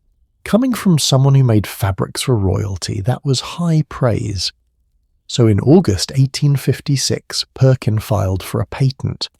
The application reads, and this is the actual language, The nature of my invention consists in producing a new colouring matter for dyeing with a lilac or purple colour stuffs of silk, cotton, wool, or other material. He called it aniline purple. Later people started calling it mauve from the French word for the mallow flower, and eventually chemists settled on calling it mauvin. But whatever you called it, it was revolutionary, because Perkin had made purple affordable. Not cheap, it still cost money to produce. But compared to Tyrian purple, compared to crushing 250,000 sea snails and dealing with the smell and the years of labour, Mauvain was practically free, and here's where timing becomes crucial. Perkin couldn't have chosen a better moment for this discovery. First, England was the centre of the Industrial Revolution. Textile manufacturing was one of the country's biggest industries. There was infrastructure, there were factories, there were distribution networks. Everything Perkin needed to scale up production already existed. Second, coal tar, his raw material, was abundant. It was a waste product from making coal gas and coke. Factories had it sitting around in huge quantities with nowhere to put it. Perkin was literally making valuable dye from garbage. Third, and this is huge, fashion was about to go crazy for purple. With money from his father and his brother's help, Perkin built a factory in Greenford near London on the banks of the Grand Union Canal. That canal access was key. They needed water for the dyeing process, and they needed transportation to ship their products. And then they started producing Mauvain at industrial scale. The first fabrics dyed with Perkin's purple hit the market, and nothing happened. Initially, people were interested, but it wasn't a phenomenon yet. But then something magical occurred. Queen Victoria saw it, and she liked it. In 1862, Queen Victoria wore a mauve gown to the Royal Exhibition. The Queen of England wearing purple, a colour that had always been reserved for royalty, but now accessible because this new synthetic dye. And when the Queen wears something, everyone wants to wear it. Almost simultaneously, Empress Eugenie of France, wife of Napoleon III, one of the most influential fashion icons of the era, also adopted mauve. She started wearing it to court functions, to balls, to public appearances. Two of the most powerful women in Europe wearing mauve, and suddenly every fashionable person in London and Paris desperately wanted Mauvain-dyed clothing. The timing couldn't have been more perfect. Because right around this same time, a particular fashion trend was sweeping through Europe. The crinoline. You know those enormously wide skirts you see in Victorian paintings? Those are crinolines, skirts with hoops or stiff petticoats that made them bell out to ridiculous widths. Some of these skirts were so wide that women had to turn sideways to fit through doors. And here's the thing about crinolines. They used an absolutely massive amount of fabric. A single crinoline dress could use 20 yards of material or more. 20 yards for one dress. So when mauve became fashionable and women wanted crinoline dresses in mauve, they needed huge quantities of Mauvain-dyed fabric. The demand exploded. English humorists started joking about the mauve measles, a social epidemic where everyone was wearing purple. Punch magazine, the satirical publication, ran cartoons about it. There's one from 1859 showing a woman in an enormous mauve crinoline looking at a painting of a woman in a different style of dress and laughing at how ridiculous old fashions looked. The joke being, in just a few years, people were already considering pre-mauve fashion to be hopelessly outdated. That's how fast fashion moved once colour became accessible. And Perkin became rich. Really, really rich. He'd taken a risk as a teenager and it had paid off beyond his wildest dreams. But he didn't stop with mauve. Once he'd proven that synthetic dyes were possible, he kept experimenting. He discovered Britannia Violet, another purple shade. He created Perkins Green. He figured out how to synthesize coumarin, which became one of the first synthetic raw materials for perfume. He was only 18 when he discovered mauve. By the time he was in his 30s, he'd revolutionized multiple industries. But here's what I love about Perkin's story. He wasn't trying to democratize fashion. He wasn't thinking about ending centuries of color monopolies. He was just trying to cure malaria. And then, when that didn't work, he was trying to make a living from an interesting discovery. He had no idea he was dismantling social hierarchies. He had no idea he was making it possible for anyone at all, to wear the colour of emperors. He was just a kid with a chemistry set who noticed something interesting and had the presence of mind to pursue it. And that accidental, unintentional revolution? It changed everything. Because once Perkin proved that synthetic dyes were possible, once he showed that you didn't need exotic sea snails or rare plants or secret formulas, other chemists jumped into the field. Within a few years, laboratories across Europe were racing to create new synthetic colours. The chemical industry exploded. Germany, in particular, became a powerhouse of dye manufacture, eventually overtaking England. By 1870, there were dozens of synthetic colours available, and the industry was generating massive amounts of money. But more importantly, colour itself changed meaning. For the first time in human history, colour wasn't scarce. Purple wasn't exclusively for emperors. Yellow wasn't just for Chinese royalty. Anyone who could afford a piece of fabric, which was most people because textile prices were dropping too, could wear any colour they wanted. The visual hierarchy that had existed for millennia just collapsed. Suddenly you couldn't tell someone's rank by their clothes anymore. A wealthy merchant could dress exactly like a noble. A factory worker's Sunday best might be the same colour as a king's robe. And the old aristocracies, they hated it. They absolutely hated it. They complained that society was falling apart, that you couldn't tell who anyone was anymore, that the natural order was being destroyed. And you know what? They were right. Their natural order was being destroyed. Perkin's purple was one of the first dominoes in a long line that eventually led to social mobility, fashion democracy, and the idea that your birth doesn't determine your worth. All because a teenager failed to make malaria medicine and created purple dye instead. The revolution that Perkin started didn't stop with mauve. It accelerated, it exploded. It completely transformed not just fashion, but chemistry, medicine, photography, and the entire concept of how colour works in human society. Let me paint you a picture of just how fast things moved. 1856. Perkin discovers mauveine, one synthetic purple dye. 1859. Just 3 years later, new synthetic dyes are being discovered rapidly.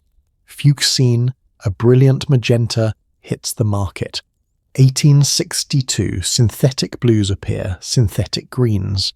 Colours that used to require rare plants or complex processes can now be made in factories from coal tar. By 1870, just 14 years after Perkin's discovery, there are literally dozens of synthetic dyes available in every colour imaginable. The dye industry has become one of the biggest chemical industries in the world. Factories in England, Germany, France and Switzerland are churning out millions of pounds of synthetic dyes every year. And the price of purple? It's in freefall. What used to cost more than gold now costs, well, not much at all. Few shillings per pound. Affordable for middle-class people, even working-class folks could afford purple-dyed fabric for special occasions. Let me give you some context for just how dramatic this price drop was. Remember Emperor Diocletian's price edict from 301 AD? 1 pound of Tyrian purple cost 150,000 denarii, about 3 pounds of gold or 125 years of a soldier's wages. By 1860, you could buy a pound of mauveine-dyed wool for maybe 1 or 2 days' wages for a skilled worker. Maybe less. We went from literally more valuable than gold to affordable for regular people in the span of 15 centuries, with most of that change happening in just 4 years after Perkin's discovery. That's not a gradual shift. That's an economic earthquake, and the social implications, they were enormous. For thousands of years, colour had been a tool of control. Purple meant emperor, yellow meant son of heaven, gold meant royalty. These weren't just fashion choices, they were visible markers of cosmic order, divine right, unquestionable authority. But once anyone could wear purple, what did it mean anymore? Nothing. It just meant you liked purple. The Emperor of China could still wear his bright yellow robes, but now some merchant in Shanghai could wear almost the same shade dyed with synthetic dyes. The visual monopoly was broken. In Europe, aristocrats could still claim their titles and their bloodlines, but they couldn't claim exclusive access to colours anymore. A duchess and a shopkeeper's wife could both show up to church in purple dresses, and there was nothing anyone could do about it. The sumptuary laws, which were already crumbling, became completely unenforceable. How do you ban certain colours when anyone can buy dye at the local market? How do you maintain a colour hierarchy when factories are mass-producing every colour under the sun? You can't. So the laws just died. Not with dramatic repeals or big announcements, but with quiet abandonment. They became irrelevant. And here's where the story gets really beautiful. People started using colour to express themselves rather than their rank. Fashion became personal. You wore purple because you liked purple, not because you were claiming imperial status. You wore yellow because it looked good on you, not because you were claiming cosmic authority. Colour became a form of individual expression rather than social control. That's profound. That's revolutionary in a way that goes way beyond chemistry. But the impact of Perkin's discovery extended far beyond fashion. The synthetic dye industry became the foundation for the entire modern chemical industry. And here's why. To make synthetic dyes, chemists had to understand molecular structure. They had to figure out how to manipulate chemical compounds. They had to develop new techniques for synthesis, purification, and testing. And all of those skills, they transferred to other fields. The pharmaceutical industry grew directly out of the dye industry. Many early pharmaceutical companies started as dye manufacturers. Companies like Bayer, which today makes aspirin and countless other drugs, began by making synthetic dyes. Why? Because the chemistry was similar. If you could synthesize a complex organic molecule to make dye, you could synthesize a complex organic molecule to make medicine. The techniques were transferable. Aspirin, which Bayer first marketed in 1899, was synthesized using techniques developed in dye research. Antibiotics, painkillers, countless other drugs. They all trace their origins back to skills developed trying to make better, cheaper colours for fabric. Perkin himself contributed to this. Later in his career, he synthesized coumarin, which became a building block for synthetic perfumes. Before Perkin, all perfumes came from natural sources: flowers, resins, animal musks. After Perkin, perfumers could create scents that had never existed in nature. Photography also benefited. Synthetic dyes led to better photographic chemicals, which led to clearer images, which led to the photography industry we know today, even explosives. Some of the chemical processes developed for dye manufacture were adapted to create more stable, more powerful explosives, which is kind of dark, but it's part of the story. The point is, Perkin's accidental discovery in his home laboratory cascaded into countless other fields. He wasn't just making it possible for people to wear purple. He was helping to build the foundation of modern industrial chemistry, and he knew it. As Perkin got older and more successful, he became less interested in money and more interested in pure research. He'd proven he could commercialize chemistry. Now he wanted to push the boundaries of what was possible. In 1874, at the age of 36, Perkins sold his dye works. He'd made his fortune. He was set for life. And he wanted to spend his remaining years doing research without worrying about profits or factories or business management. So he retired from industry and devoted himself to pure chemistry. He studied how certain organic chemicals could rotate plain polarized light, a property that's crucial for understanding molecular structure. He investigated reactions that would later become important in synthetic chemistry. He wasn't trying to make money anymore. He was trying to understand how the world worked at a molecular level. He'd gone from accidental inventor to serious scientist, and the chemistry community recognized his contributions. In 1906, a year before he died, the Society of Chemical Industry created the Perkin Medal to commemorate his discovery of mauve. It's still awarded today, one of the highest honors in applied chemistry in the United States. At the award ceremony, they held a massive banquet in his honor. Scientists from around the world came to celebrate this man who'd accidentally changed everything. And Perkin, in his acceptance speech, was characteristically humble. He talked about how lucky he'd been, how many other chemists had contributed to the field, how much work still remained to be done.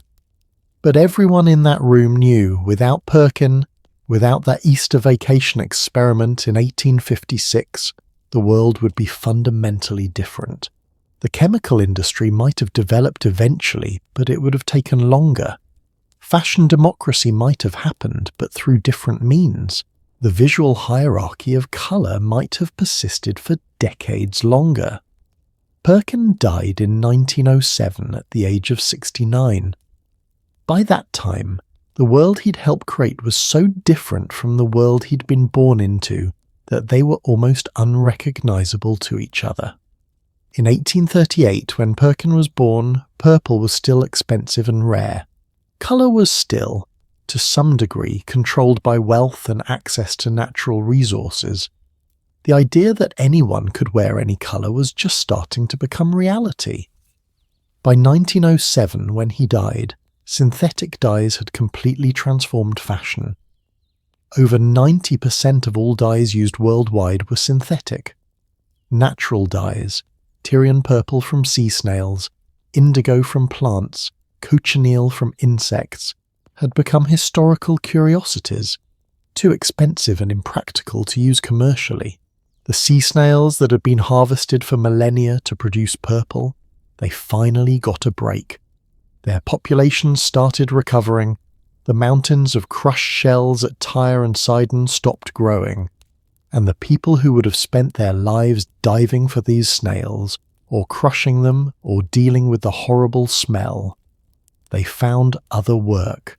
An entire industry disappeared, made obsolete by a teenager's experiment. There's something poignant about that.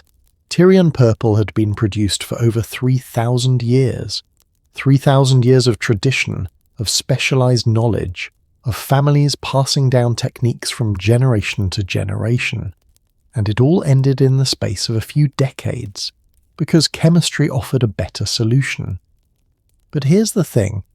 While Perkin's discovery democratized access to colour, it didn't eliminate the human desire to make colours meaningful.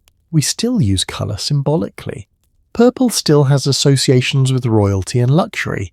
We just don't literally restrict who can wear it anymore. In modern fashion, certain colours still signal certain things. Wearing all black in New York signals something different than wearing all black in rural Texas. Red carpets still exist. Power suits are still, often, specific colours. We haven't stopped using colour to communicate. We've just made it voluntary instead of mandatory. You can choose to participate in colour symbolism, or you can ignore it entirely. The choice is yours, and that's the real revolution. Not that purple became cheap, but that colour became a choice rather than a destiny. If you were born a commoner in ancient Rome, you would never, ever wear purple. Not if you lived 100 years. Not if you became the wealthiest merchant in the empire. Never. If you were born a peasant in Ming Dynasty China, you would never wear bright yellow. That colour was forever off limits, no matter what you achieved in life. But today, if you want to wear purple or yellow or any other colour, you just buy it.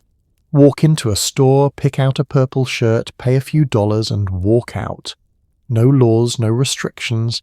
No one questioning your right to wear that colour. We take it so for granted that it's easy to forget how recent this freedom is, how radical it was.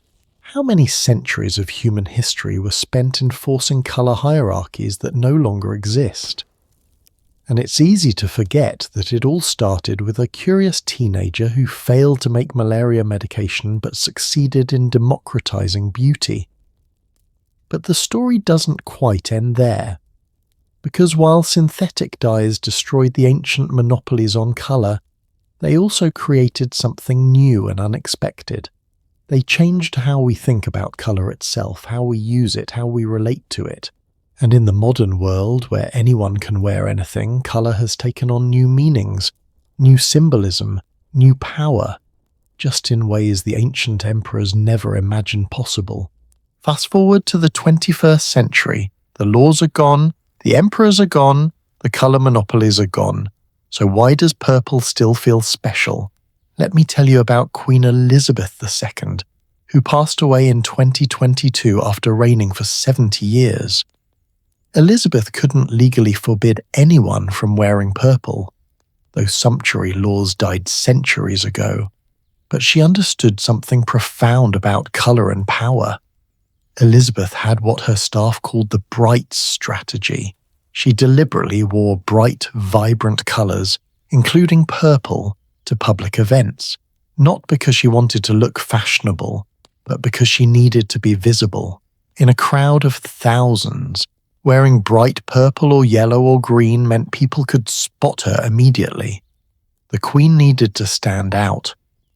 But there's a deeper psychology at play. Even though anyone could buy a purple outfit, when Elizabeth wore purple, it still meant something different. It still carried echoes of all that history we've been talking about. People saw her in purple and, consciously or not, they thought royalty, authority, power. The laws might be gone, but the associations remain. Purple isn't forbidden anymore. It's just remembered. And some modern fashion houses understand this perfectly. In 2023, Valentino, the legendary Italian fashion house, made headlines by announcing they were producing a new collection dyed with sustainable Tyrian purple. Yes, actual Tyrian purple extracted from murex snails, but this time done ethically and sustainably through laboratory cultivation rather than wild harvesting. Why would they do this? In a world where synthetic purple costs pennies, why go back to the ancient, complex, historically expensive method? Because the story matters. Because knowing your purple dress is dyed the same way Cleopatra's robes were dyed makes it special. Not forbidden, but precious. Not illegal, but meaningful. The designer Pierpaolo Piccioli, Valentino's creative director, has talked about how colours carry a strong, symbolic, evocative, invigorating power. He's not wrong. When a model walks down the runway in Valentino's Tyrian purple, she's not just wearing a colour. She's wearing 3,000 years of history.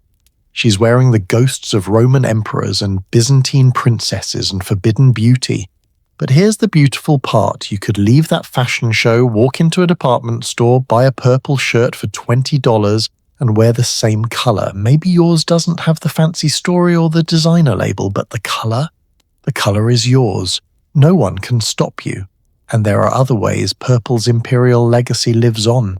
Imperial College London, one of the world's leading universities for science and technology, incorporated purple into all their academic robes and graduation regalia after they gained their royal charter in 2007. Why purple? To honour William Henry Perkin, who studied there and whose accidental discovery transformed the world. The students at Imperial wear purple not because they're claiming royal status, but because they're celebrating the triumph of curiosity, experimentation, and that beautiful accident that democratized colour. There's even a high school in Greenford, right where Perkin built his original dye factory, called William Perkin Church of England High School. The school opened in 2013, and they adopted a mauve colour scheme and mauve uniforms specifically to honour Perkin's discovery. Imagine being a teenager walking into that school every day wearing mauve, walking near the site where history changed, where a boy your age failed to cure malaria but succeeded in giving everyone the freedom to wear any colour they wanted. That's got to make you think differently about chemistry class, right? But let's step back and think about the bigger picture of everything we've covered tonight. We started with a story about someone being executed for wearing the wrong colour, a story that seemed impossible but was absolutely real.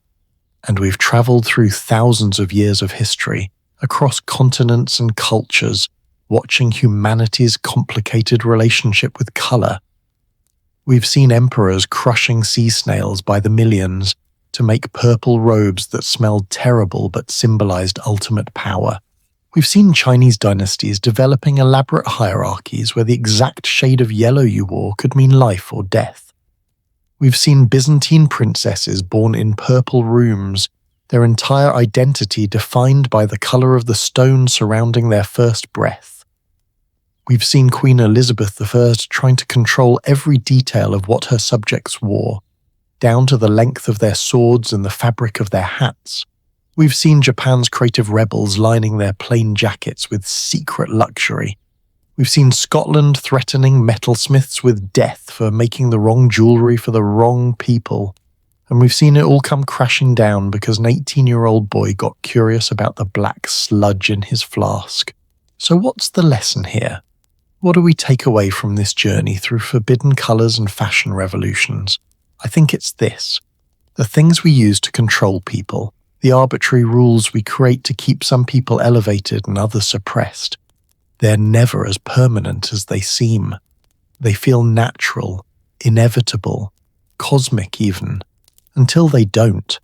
For thousands of years, colour-based hierarchies seemed natural. They seemed like the way things had to be. The idea that anyone, regardless of birth, could wear any colour they wanted would have seemed as absurd as saying anyone could fly or live forever. But it wasn't natural. It was just a system humans created, and what humans create, humans can change.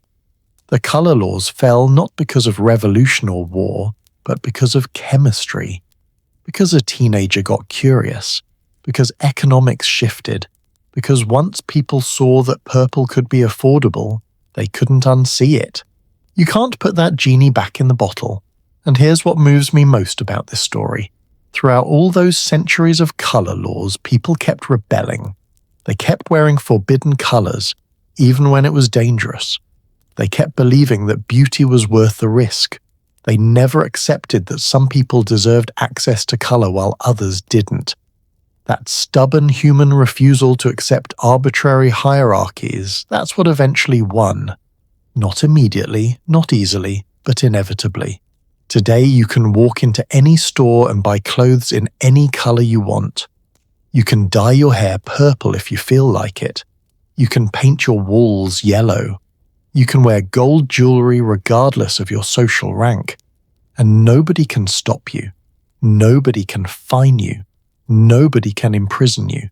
Nobody can execute you for treason because you chose the wrong colour shirt. We live in the first era in human history where colour is truly free, where it's a choice, not a destiny, where it's self-expression, not social control. Think about that. For thousands of years, literally thousands of years, humans enforced colour hierarchies. For maybe 150 years, we haven't. We're living in the exception, not the rule. We're living in the brief, beautiful moment when colour belongs to everyone. And maybe that's why purple still feels a little bit special. Not because it's forbidden, but because we remember, somewhere deep in our cultural memory, that it used to be. When you wear purple today, you're wearing freedom. You're wearing the victory of curiosity over control. You're wearing the proof that arbitrary hierarchies can fall. You're wearing the echo of Cleopatra's purple palace and Constantine's purple chamber and Elizabeth's purple robes, but you're wearing them on your terms, because you chose to, because you wanted to, because you can. That's revolutionary. Even now, even when we take it for granted, it's revolutionary. So the next time you're getting dressed and you reach for that purple shirt or that yellow dress, take a second to appreciate it. Appreciate that your ancestors, not that long ago, might have been killed for wearing that color. Appreciate that centuries of human creativity and rebellion and accidental discoveries had to happen for you to have that freedom. Appreciate that somewhere, somehow, a curious teenager failed to make malaria medicine and instead gave you the right to wear any color you want. And maybe, just maybe, let it remind you that the things that seem permanent, the hierarchies that seem natural, the rules that seem inevitable, they're not. They're just human inventions, and what humans invented, humans can change. All it takes is someone willing to question why things are the way they are. Someone willing to experiment. Someone willing to notice something interesting in the bottom of a flask and think, I wonder what I could do with this. The forbidden colors aren't forbidden anymore, but the story of how they became free? That story belongs to all of us. It's a story about power and rebellion and accidents and persistence, about crushing sea snails and secret laboratory experiments, about emperors and teenagers, about death penalties and fashion shows. It's a story about how humanity slowly, gradually, beautifully learned that color, like so many beautiful things, belongs to everyone. And that's a story worth remembering. Thank you so much for spending this time with me tonight. Thank you for joining me on this journey through purple empires and yellow dynasties and that revolutionary Easter vacation in 1856. I hope you learned something. I hope you felt something. And I hope the next time you see a purple sunset or a yellow flower or any beautiful color, you'll remember the thousands of years of human history wrapped up in that simple thing we call color.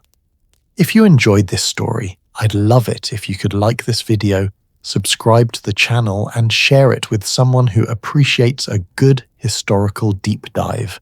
Leave a comment telling me, what color would you have wanted to wear if you lived in ancient times? What forbidden fashion rule would you have broken? And get ready, because our next journey is going to take us somewhere equally unexpected. We're going to explore another seemingly ordinary thing that has an extraordinary, sometimes dark, always fascinating history. Something you probably interact with every single day without realizing the centuries of drama behind it. But that's a story for another night. Sleep well, everyone. And remember, wear whatever color makes you happy, because you can, because people fought for centuries, knowingly or unknowingly, to give you that freedom. And that freedom, that's worth celebrating. Good night.